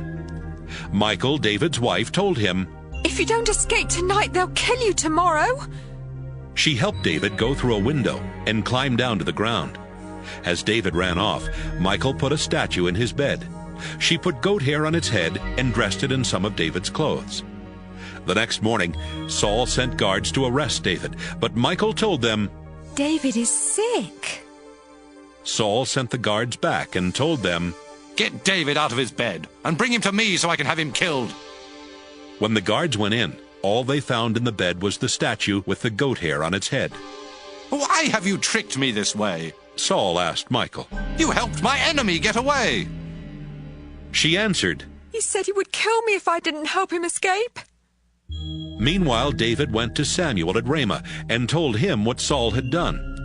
Then Samuel and David went to Prophet's village and stayed there. Someone told Saul, "David is at Prophet's village, in Ramah." Saul sent a few soldiers to bring David back. They went to Ramah and found Samwel in charge of a group of prophets who were all prophesying. Then the Spirit of God took control of the soldiers, and they started prophesying too. When Saul heard what had happened, he sent another group of soldiers, but they prophesied the same way. He sent a third group of soldiers, but the same thing happened to them. Finally, Saul left for Ramah himself. He went as far as the deep pit at the town of Seku, and he asked, "Where are Samuel and David?" "At Prophet's village in Ramah." The people answered. Saul left for Ramah, but as he walked along, the Spirit of God took control of him, and he started prophesying. Then when he reached Prophet's village, he stripped off his clothes and prophesied in front of Samwel. He dropped to the ground and lay there naked all day and night. That's how the saying started, "Is Saul now a prophet?" 1 Samuel chapter 20. David escaped from Prophet's village. Then he ran to see Jonathan and asked, "Why does your father Saul want to kill me? What have I done wrong?" "My father can't be trying to kill you. He never does anything without telling me about it.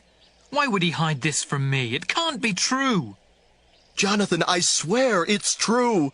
But your father knows how much you like me, and he didn't want to break your heart. That's why he didn't tell you. I swear by the living Lord and by your own life that I am only one step ahead of death." Then Jonathan said, "Tell me what to do, and I'll do it." David answered, "Tomorrow is the new moon festival, and I'm supposed to eat dinner with your father. But instead, I'll hide in a field until the evening of the next day. If Saul wonders where I am, tell him, David asked me to let him go to his hometown of Bethlehem, so he could take part in a sacrifice his family makes there every year. If your father says it's all right, then I'm safe. But if he gets angry, you'll know he wants to harm me. Be kind to me. After all, it was your idea to promise the Lord that we would always be loyal friends. If I've done anything wrong, kill me yourself, but don't hand me over to your father. Don't worry, Jonathan said. If I find out that my father wants to kill you, I'll certainly let you know. How will you do that? David asked. Let's go out to this field and I'll tell you. Jonathan answered. When they got there, Jonathan said, I swear by the Lord God of Israel that 2 days from now I'll know what my father is planning. Of course, I'll let you know if he's friendly toward you. But if he wants to harm you, I promise to tell you and help you escape. And I ask the Lord to punish me severely if I don't keep my promise. I pray that the Lord will bless you, just as he used to bless my father. Someday the Lord will wipe out all of your enemies. Then, if I'm still alive, please be as kind to me as the Lord has been. But if I'm dead, be kind to my family. Jonathan and David made an agreement that even David's descendants would have to keep. Then Jonathan said, I pray that the Lord will take revenge on your descendants if they break our promise. Jonathan thought as much of David as he did of himself. So he asked David to promise once more that he would be a loyal friend. After this, Jonathan said, Tomorrow is the New Moon Festival, and people will wonder where you are because your place will be empty. And by the day after tomorrow, everyone will think you've been gone a long time. Then go to the place where you hid before and stay beside Going Away Rock. I'll shoot 3 arrows at a target off to the side of the rock and send my servant to find the arrows.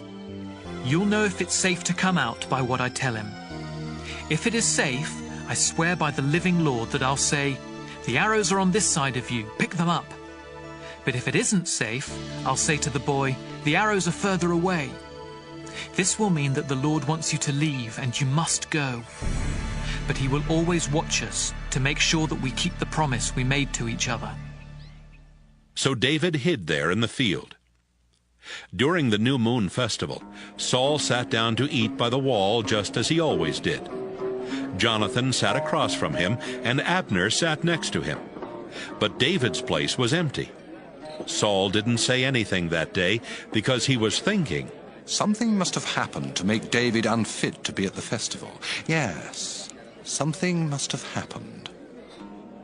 The day after the New Moon Festival, when David's place was still empty, Saul asked Jonathan, Why hasn't that son of Jesse come to eat with us? He wasn't here yesterday, and he still isn't here today. Jonathan answered, The reason David hasn't come to eat with you is that he begged me to let him go to Bethlehem. He said, Please let me go. My family is offering a sacrifice, and my brother told me I have to be there. Do me this favor and let me slip away to see my brothers. Saul was furious with Jonathan and yelled, You're no son of mine, you traitor. I know you've chosen to be loyal to that son of Jesse. You should be ashamed of yourself. And your own mother should be ashamed that you were ever born. You'll never be safe, and your kingdom will be in danger as long as that son of Jesse is alive.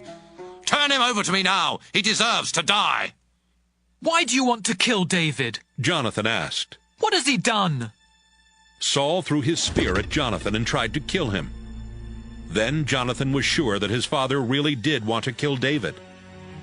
Jonathan was angry that his father had insulted David so terribly. He got up, left the table, and didn't eat anything all that day. In the morning, Jonathan went out to the field to meet David. He took a servant boy along and told him, When I shoot the arrows, you run and find them for me. The boy started running, and Jonathan shot an arrow so that it would go beyond him. When the boy got near the place where the arrow had landed, Jonathan shouted, Isn't the arrow on past you? Jonathan shouted to him again, Hurry up! Don't stop! The boy picked up the arrows and brought them back to Jonathan, but he had no idea about what was going on. Only Jonathan and David knew. Jonathan gave his weapons to the boy and told him, "Take these back into town." After the boy had gone, David got up from beside the mound and bowed very low 3 times. Then he and Jonathan kissed each other and cried, but David cried louder. Jonathan said, "Take care of yourself, and remember, we each have asked the Lord to watch and make sure that we and our descendants keep our promise forever." David left, and Jonathan went back to town. 1 Samuel chapter 21. David went to see Ahimelech, a priest who lived in the town of Nob. Ahimelech was trembling with fear as he came out to meet David. "Why are you alone?" Ahimelech asked. "Why isn't anyone else with you?" "I'm on a mission for King Saul," David answered. "He ordered me not to tell anyone what the mission is all about, so I had my soldiers stay somewhere else. Do you have any food you can give me? Could you spare 5 loaves of bread?" "The only bread I have is the sacred bread," the priest told David. "You can have it if your soldiers didn't sleep with women last night." "Of course we didn't sleep with women," David answered. "I never let my men do that when we're on a mission. They have to be acceptable to worship God even when we're on a regular mission, and today we're on a special mission." The only bread the priest had was the sacred bread that he had taken from the place of worship after putting out the fresh loaves. So he gave it to David. It so happened that one of Saul's officers was there worshiping the Lord that day. His name was Doeg the Edomite, and he was the strongest of Saul's shepherds. David asked Ahimelech, "Do you have a spear or a sword? I had to leave so quickly on this mission for the king that I didn't bring along my sword or any other weapons." The priest answered, "The only sword here is the one that belonged to Goliath the Philistine. You were the one who killed him in Elah Valley, and so you can take his sword if you want to. It's wrapped in a cloth behind the statue." "It's the best sword there is," David said. "I'll take it." David kept on running from Saul that day until he came to Gath, where he met with King Achish. The officers of King Achish were also there, and they asked Achish, "Isn't David a king back in his own country? Don't the Israelites dance and sing? Saul has killed 1,000 enemies. David has killed 10,000 enemies." David thought about what they were saying, and it made him afraid of Achish. So right there in front of everyone, he pretended to be insane. He acted confused and scratched up the doors of the town gate while drooling in his beard. "Look at him," Achish said to his officers. "You can see he's crazy. Why did you bring him to me? I have enough crazy people without your bringing another one here. Keep him away from my palace." 1 Samuel chapter 22. When David escaped from the town of Gath, he went to Adullam cave. His brothers and the rest of his family found out where he was, and they followed him there. A lot of other people joined him too. Some were in trouble, others were angry or in debt, and David was soon the leader of 400 men. David left Adullam cave and went to the town of Mizpah in Moab, where he talked with the king of Moab. "Please," David said, "let my father and mother stay with you until I find out what God will do with me." So he brought his parents to the king of Moab, and they stayed with him while David was in hiding. One day the prophet Gad told David, "Don't stay here. Go back to Judah." David then left and went to Hereth Forest.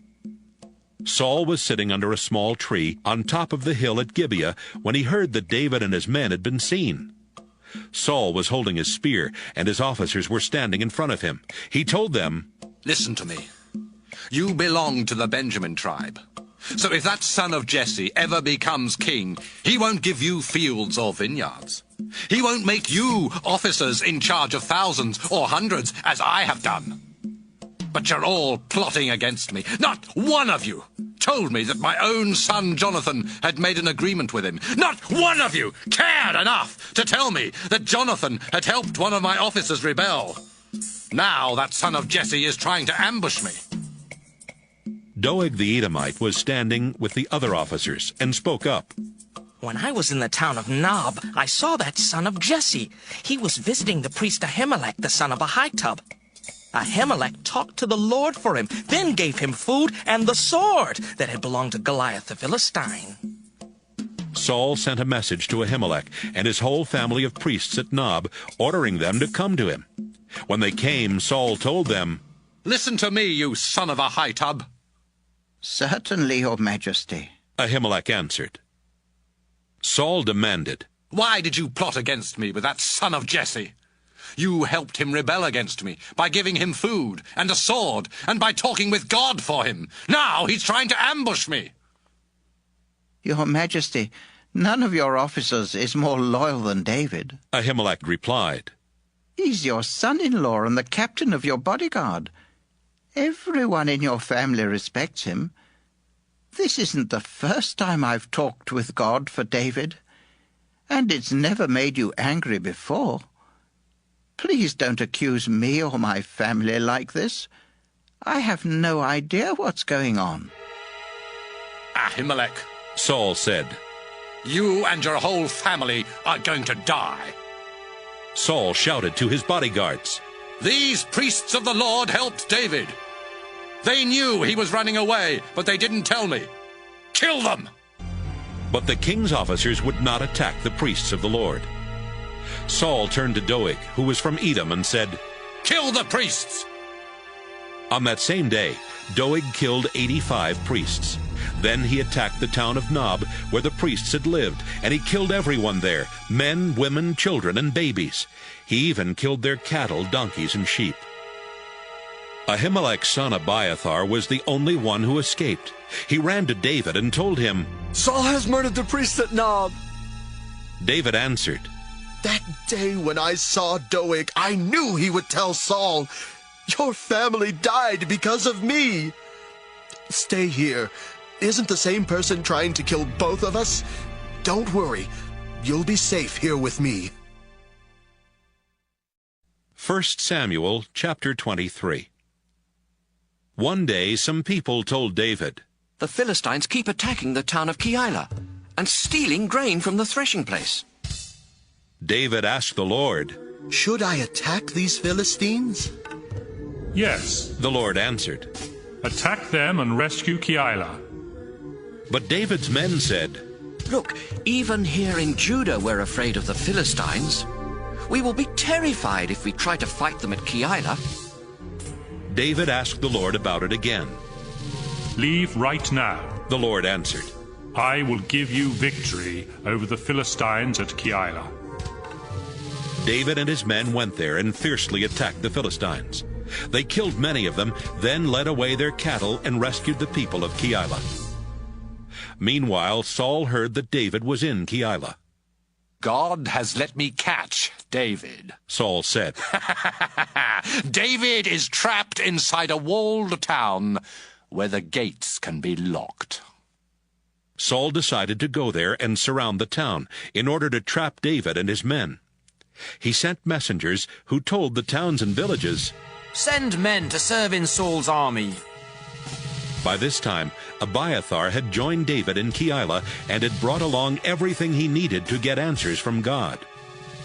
David heard about Saul's plan to capture him, and he told Abiathar, "Let's ask God what we should do."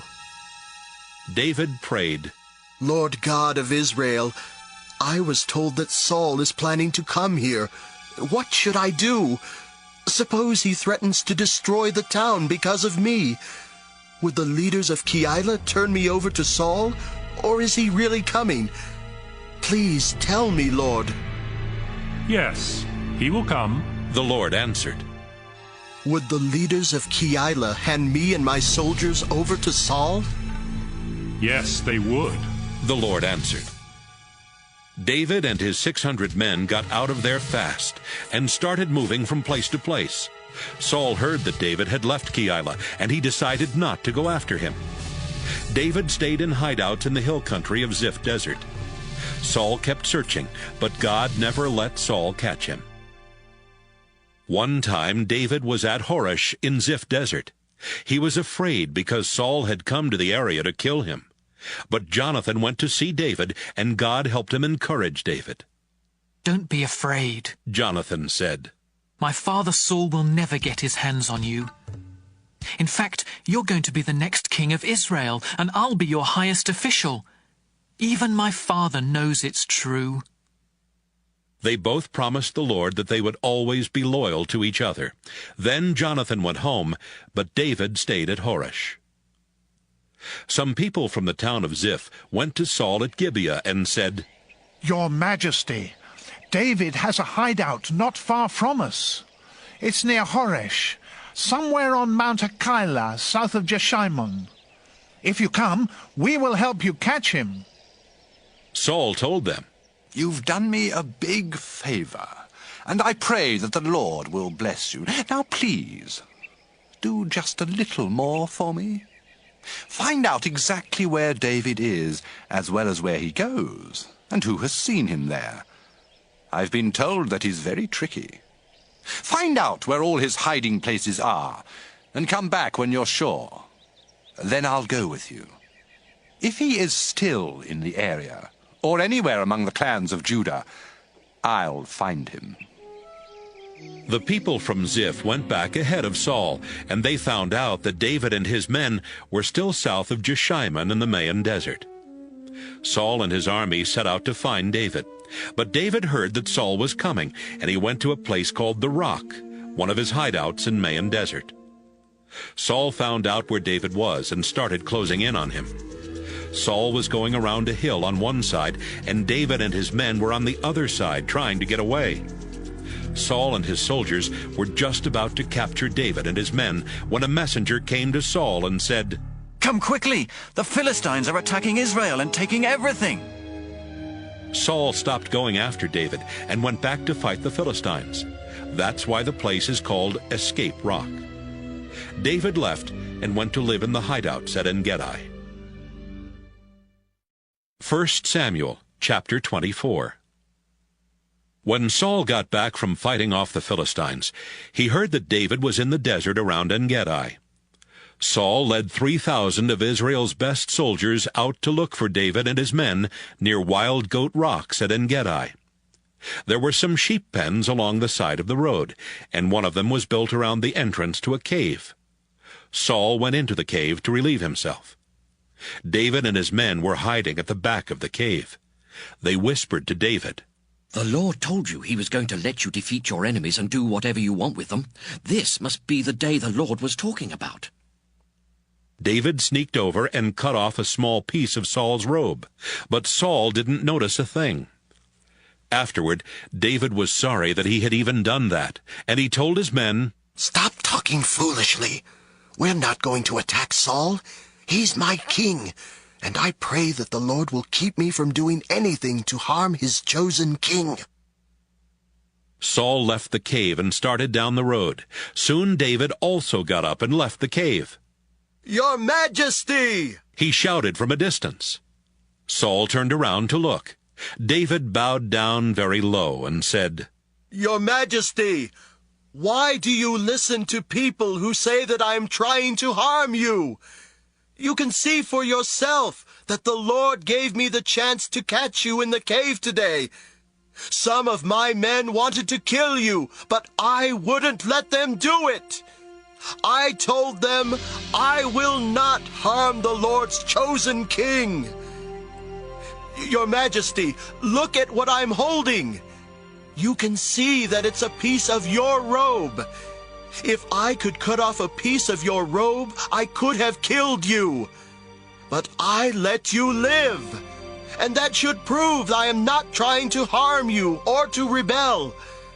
I haven't done anything to you, and yet you keep trying to ambush and kill me. I'll let the Lord decide which one of us has done right. I pray that the Lord will punish you for what you're doing to me, but I won't do anything to you. An old proverb says, only evil people do evil things, and so I won't harm you.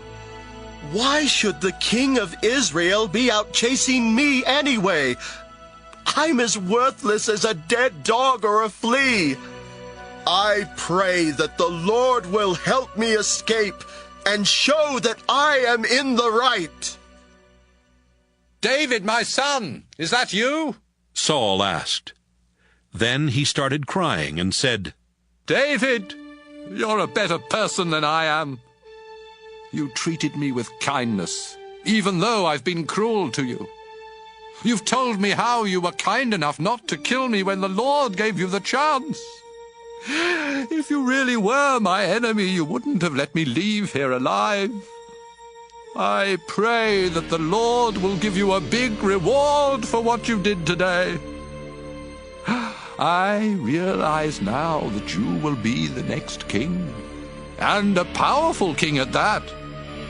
Promise me, with the Lord as your witness, that you won't wipe out my descendants. Let them live to keep my family name alive. So David promised, and Saul went home. David and his men returned to their hideout. 1 Samuel chapter 25. Samuel died, and people from all over Israel gathered to mourn for him when he was buried at his home in Ramah. Meanwhile, David moved his camp to Paran Desert. Nabal was a very rich man who lived in Maon. He owned 3,000 sheep and 1,000 goats, which he kept at Carmel. His wife Abigail was sensible and beautiful, but he was from the Caleb clan and was rough and mean. One day, Nabal was in Carmel, having his servants cut the wool from his sheep. David was in the desert when he heard about it, so he sent 10 men to Carmel with this message for Nabal. I hope that you and your family are healthy, and that all is going well for you. I've heard that you are cutting the wool from your sheep. When your shepherds were with us in Carmel, we didn't harm them, and nothing was ever stolen from them. Ask your shepherds, and they'll tell you the same thing. My servants are your servants, and you are like a father to me. This is a day for celebrating, so please be kind and share some of your food with us. David's men went to Nabal and gave him David's message. Then they waited for Nabal's answer. This is what he said. Who does this David think he is? That son of Jesse is just one more slave on the run from his master, and there are too many of them these days. What makes you think I'll take my bread, my water, and the meat that I've cooked for my own servants and give it to you? Besides, I'm not sure that David sent you. The men returned to their camp and told David everything Nabal had said. Everybody get your swords! David ordered. They all strapped on their swords. 200 men stayed behind to guard the camp, but the other 400 followed David. Meanwhile, one of Nabal's servants told Abigail, David's men were often nearby while we were taking care of the sheep in the fields. They were very good to us. They never hurt us, and nothing was ever stolen from us while they were nearby. With them around day or night, we were as safe as we would have been inside a walled city. David sent some messengers from the desert to wish our master well, but he shouted insults at them. He's a bully who won't listen to anyone. Isn't there something you can do? Please, think of something, or else our master and his family and everyone who works for him are all doomed. Abigail quickly got together 200 loaves of bread, 2 large clay jars of wine, the meat from 5 sheep, a large sack of roasted grain, 100 handfuls of raisins, and 200 handfuls of dried figs. She loaded all the food on donkeys and told her servants, Take this on ahead, and I'll catch up with you. She didn't tell her husband Nabal what she was doing. Abigail was riding her donkey on the path that led around the hillside, when suddenly she met David and his men heading straight at her. David had just been saying, I surely wasted my time guarding Nabal's things in the desert and keeping them from being stolen. I was good to him, and now he pays me back with insults. I swear that by morning there won't be a man or boy left from his family or his servants' families. I pray that God will punish me if I don't do it. Abigail quickly got off her donkey and bowed down in front of David. Then she said, Sir, please let me explain. Don't pay any attention to that good-for-nothing Nabal. His name means fool, and it really fits him. I didn't see the men you sent, but please take this gift of food that I brought and share it with your followers. The Lord has kept you from taking revenge and from killing innocent people. But I hope your enemies and anyone else who wants to harm you will end up like Nabal. I swear this by the living Lord and by your life. Please forgive me if I say a little more. The Lord will always protect you and your family because you fight for Him. I pray that you won't ever do anything evil as long as you live. The Lord your God will keep you safe when your enemies try to kill you, but He will snatch away their lives quicker than you can throw a rock from a sling.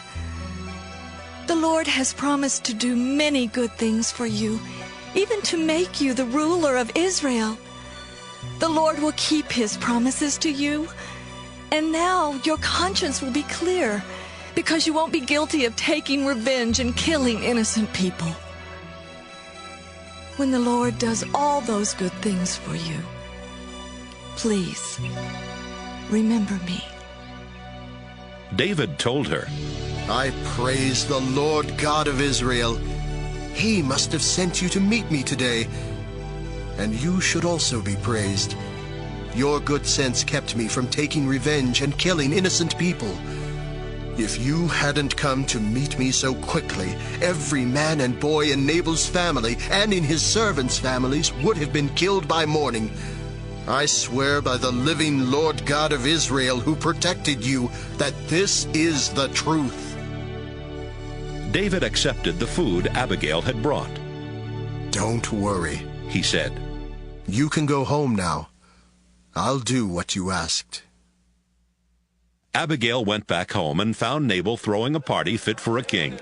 He was very drunk and feeling good, so she didn't tell him anything that night. But when he sobered up the next morning, Abigail told him everything that had happened. Nabal had a heart attack, and he lay in his bed as still as a stone. 10 days later, the Lord took his life. David heard that Nabal had died. I praise the Lord, David said. He has judged Nabal guilty for insulting me. The Lord kept me from doing anything wrong, and He made sure that Nabal hurt only himself with his own evil. Abigail was still at Carmel.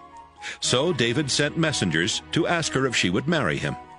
She bowed down and said, I would willingly be David's slave and wash his servants' feet.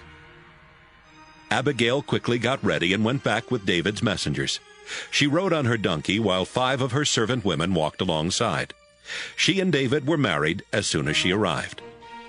David had earlier married Ahinoam from the town of Jezreel, so both she and Abigail were now David's wives. Meanwhile, Saul had arranged for Michal to marry Paltai, the son of Laish, who came from the town of Galim. 1 Samuel chapter 26. Once again, some people from Ziph went to Gibeah to talk with Saul. David has a hideout in Mount Hakeilah, near Jeshimon, out in the desert, they told him.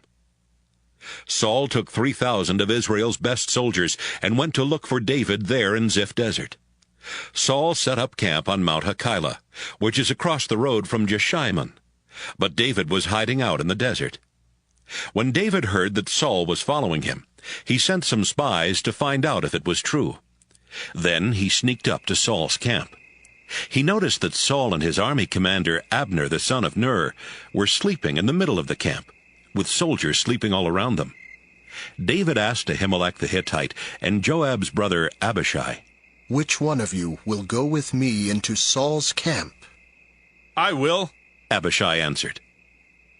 That same night, David and Abishai crept into the camp. Saul was sleeping, and his spear was stuck in the ground not far from his head. Abner and the soldiers were sound asleep all around him. Abishai whispered, This time God has let you get your hands on your enemy. I'll pin him to the ground with one thrust of his own spear. Don't kill him, David whispered back. The Lord will punish anyone who kills his chosen king.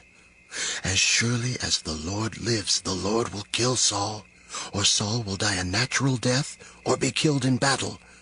But I pray that the Lord will keep me from harming his chosen king. Let's grab his spear and his water jar and get out of here." David took the spear and the water jar, then left the camp. None of Saul's soldiers knew what had happened or even woke up. The Lord had made all of them fall sound asleep. David and Abishai crossed the valley and went to the top of the next hill, where they were at a safe distance. "Abner!" David shouted toward Saul's army. "Can you hear me?" Abner shouted back, "Who dares disturb the king?" "Abner, what kind of a man are you?" David replied. "Aren't you supposed to be the best soldier in Israel? Then why didn't you protect your king? Anyone who went into your camp could have killed him tonight. You're a complete failure. I swear by the living Lord that you and your men deserve to die for not protecting the Lord's chosen king. Look and see if you can find the king's spear and the water jar that were near his head." Saul could tell it was David's voice, and he called out, "David, my son! Is that you?" "Yes, it is, your majesty. Why are you after me? Have I done something wrong, or have I committed a crime? Please listen to what I have to say. If the Lord has turned you against me, maybe a sacrifice will make him change his mind.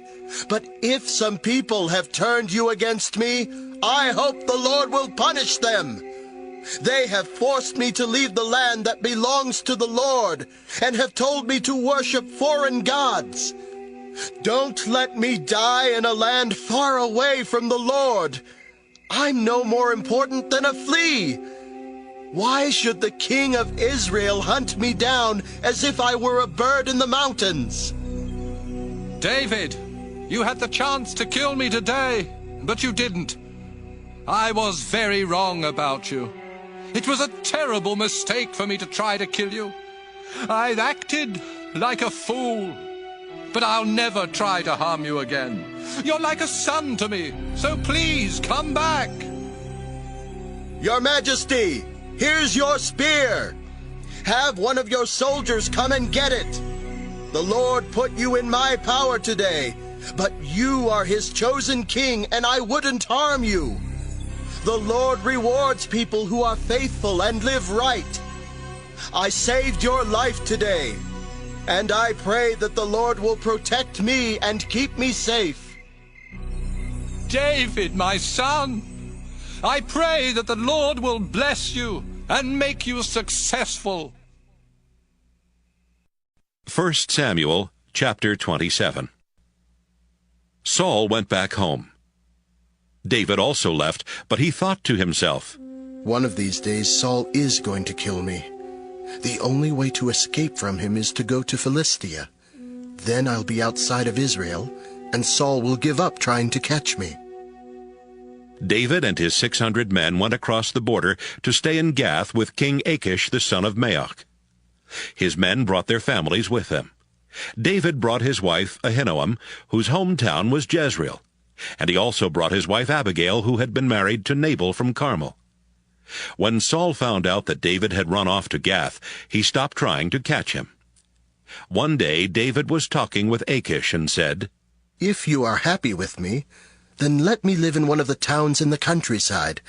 I'm not important enough to live here with you in the royal city." Achish gave David the town of Ziklag that same day, and Ziklag has belonged to the kings of Judah ever since. David was in Philistia for a year and 4 months. The Geshurites, the Girzites, and the Amalekites lived in the area from Telem to Shur and on as far as Egypt, and David often attacked their towns. Whenever David and his men attacked the town, they took the sheep, cattle, donkeys, camels, and the clothing, and killed everyone who lived there.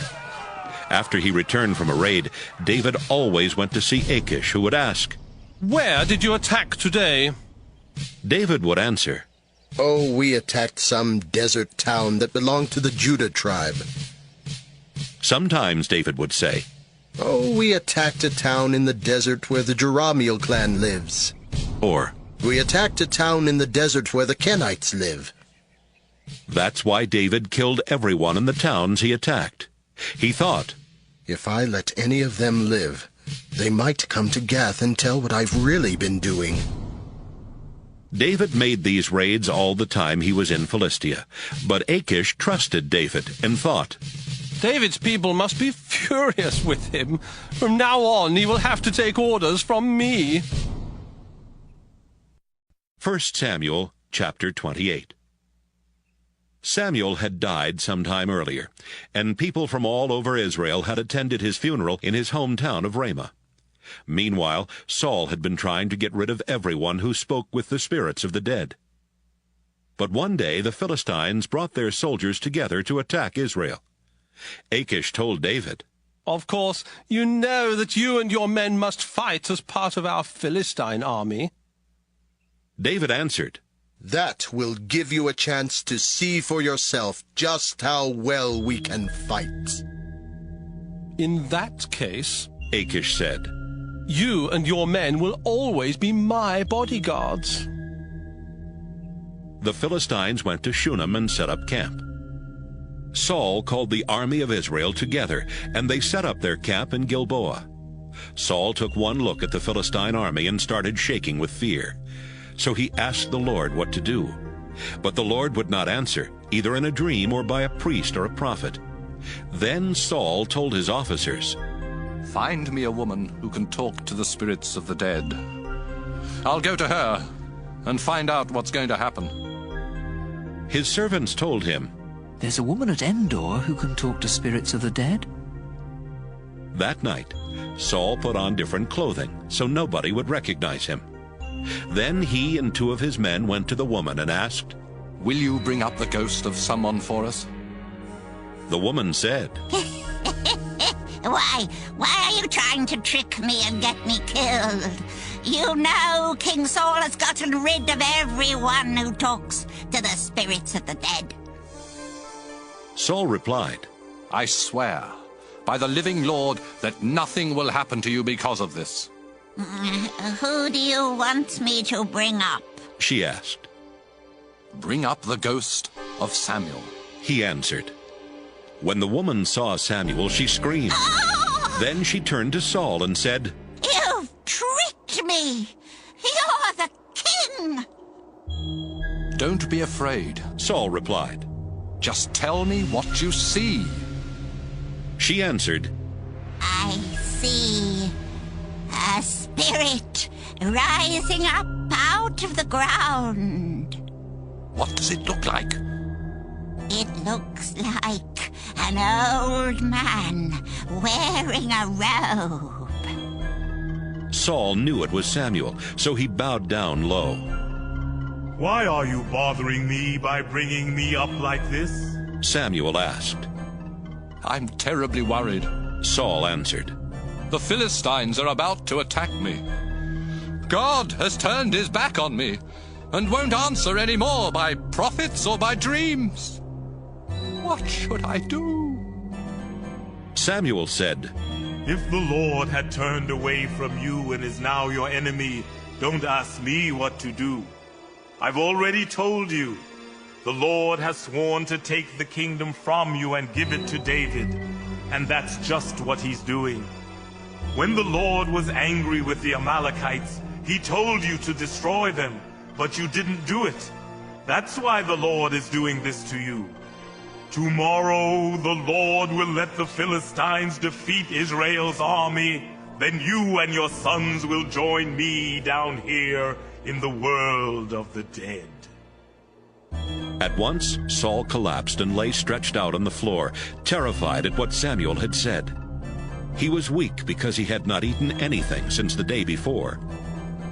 The woman came over to Saul, and when she saw that he was completely terrified, she said, Your Majesty, I listened to you and risked my life to do what you asked. Now, please, listen to me. Let me get you a little something to eat. It will give you strength for your walk back to camp. No, I won't eat. But his officers and the woman kept on urging Saul until he finally agreed. He got up off the floor and sat on the bed. Right away the woman killed a calf that she had been fattening up. She cooked part of the meat and baked some thin bread. Then she served the food to Saul and his officers, who ate and left before daylight. 1 Samuel, chapter 29. The Philistines had brought their whole army to Aphek, while Israel's army was camping near Jezreel Spring. The Philistine rulers and their troops were marching past the Philistine army commanders in groups of 100 and 1,000. When David and his men marched by at the end with Achish, the commanders said, "What are those worthless Israelites doing here?" "They are David's men," Achish answered. "David used to be one of Saul's officers, but he left Saul and joined my army a long time ago. I've never had even one complaint about him." The Philistine army commanders were angry and shouted, "Send David back to the town you gave him. We won't have him going into the battle with us. He could turn and fight against us. Saul would take David back as an officer if David brought him the heads of our soldiers. The Israelites even dance and sing. Saul has killed 1,000 enemies. David has killed 10,000 enemies." Achish called David over and said, "I swear by the living Lord that you've been honest with me, and I want you to fight by my side. I don't think you've done anything wrong from the day you joined me until this very moment. But the other Philistine rulers don't want you to come along. Go on back home and try not to upset them." "But what have I done?" David asked. "Do you know of anything I've ever done that would keep me from fighting the enemies of my king?" Achish said, "I believe you're as good as an angel of God. But our army commanders have decided that you can't fight in this battle. You and your troops will have to go back to the town I gave you. Get up and leave tomorrow morning as soon as it's light. I'm pleased with you, so don't let any of this bother you." David and his men got up early in the morning and headed back toward Philistia, while the Philistines left for Jezreel. 1 Samuel, chapter 30. It took David and his men 3 days to reach Ziklag. But while they had been away, the Amalekites had been raiding in the desert around there. They had attacked Ziklag, burned it to the ground, and had taken away the women and children. When David and his men came to Ziklag, they saw the burned-out ruins and learned that their families had been taken captive. They started crying and kept it up until they were too weak to cry anymore. David's 2 wives, Ahinoam and Abigail, had been taken captive with everyone else. David was desperate. His soldiers were so upset over what had happened to their sons and daughters that they were thinking about stoning David to death. But he felt the Lord God giving him strength, and he said to the priest, "Abiathar, let's ask God what to do." Abiathar brought everything he needed to get answers from God, and he went over to David. Then David asked the Lord, "Should I go after the people who raided our town? Can I catch up with them?" "Go after them," the Lord answered. "You will catch up with them, and you will rescue your families." David led his 600 men to Besor Gorge, but 200 of them were too tired to go across. So they stayed behind while David and the other 400 men crossed the gorge. Some of David's men found an Egyptian out in a field and took him to David. They gave the Egyptian some bread, and he ate it. Then they gave him a drink of water, some dried figs, and 2 handfuls of raisins. This was the first time in 3 days he had tasted food or water. Now he felt much better. "Who is your master?" David asked. "And where do you come from?" "I'm from Egypt," the young man answered. "I'm the servant of an Amalekite, but he left me here 3 days ago because I was sick. We had attacked some towns in the desert where the Kerethites live, in the area that belongs to Judah, and in the desert where the Caleb clan lives. And we burned down Ziklag." "Will you take me to those Amalekites?" David asked. "Yes, I will, if you promise with God as a witness that you won't kill me or hand me over to my master." He led David to the Amalekites. They were eating and drinking everywhere, celebrating because of what they had taken from Philistia and Judah. David attacked just before sunrise the next day and fought until sunset. 400 Amalekites rode away on camels, but they were the only ones who escaped. David rescued his 2 wives and everyone else the Amalekites had taken from Ziklag. No one was missing, young or old, sons or daughters. David brought back everything that had been stolen, including their livestock. David also took the sheep and cattle that the Amalekites had with them, but he kept these separate from the others. Everyone agreed that these would be David's reward. On the way back, David went to the 200 men he had left at Besor Gorge because they had been too tired to keep up with him. They came toward David and the people who were with him. When David was close enough, he greeted the 200 men and asked how they were doing.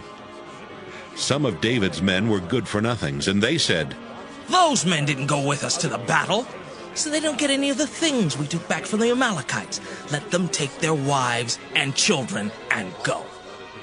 But David said, "My friends, don't be so greedy with what the Lord has given us. The Lord protected us and gave us victory over the people who attacked. Who would pay attention to you anyway? Soldiers who stay behind to guard the camp get as much as those who go into battle."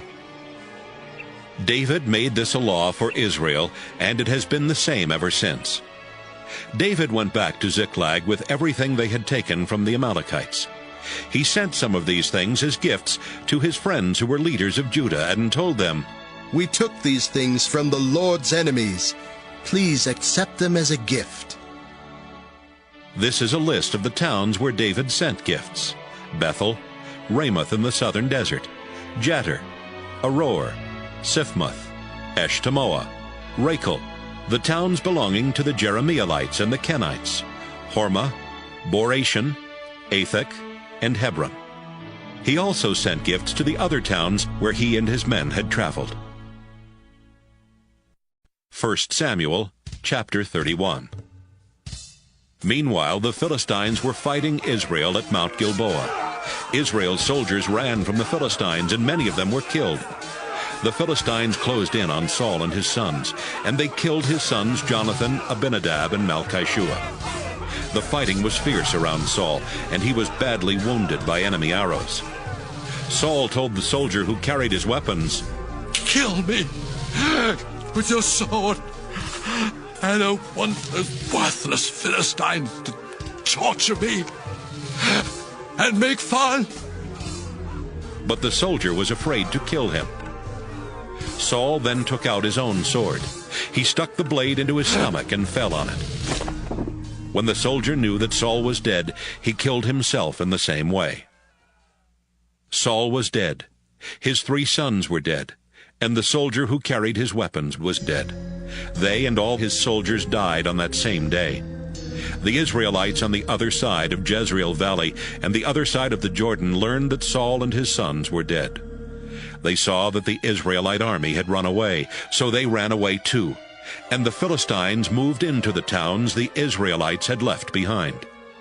The day after the battle, when the Philistines returned to the battlefield to take the weapons of the dead Israelite soldiers, they found Saul and his 3 sons lying dead on Mount Gilboa.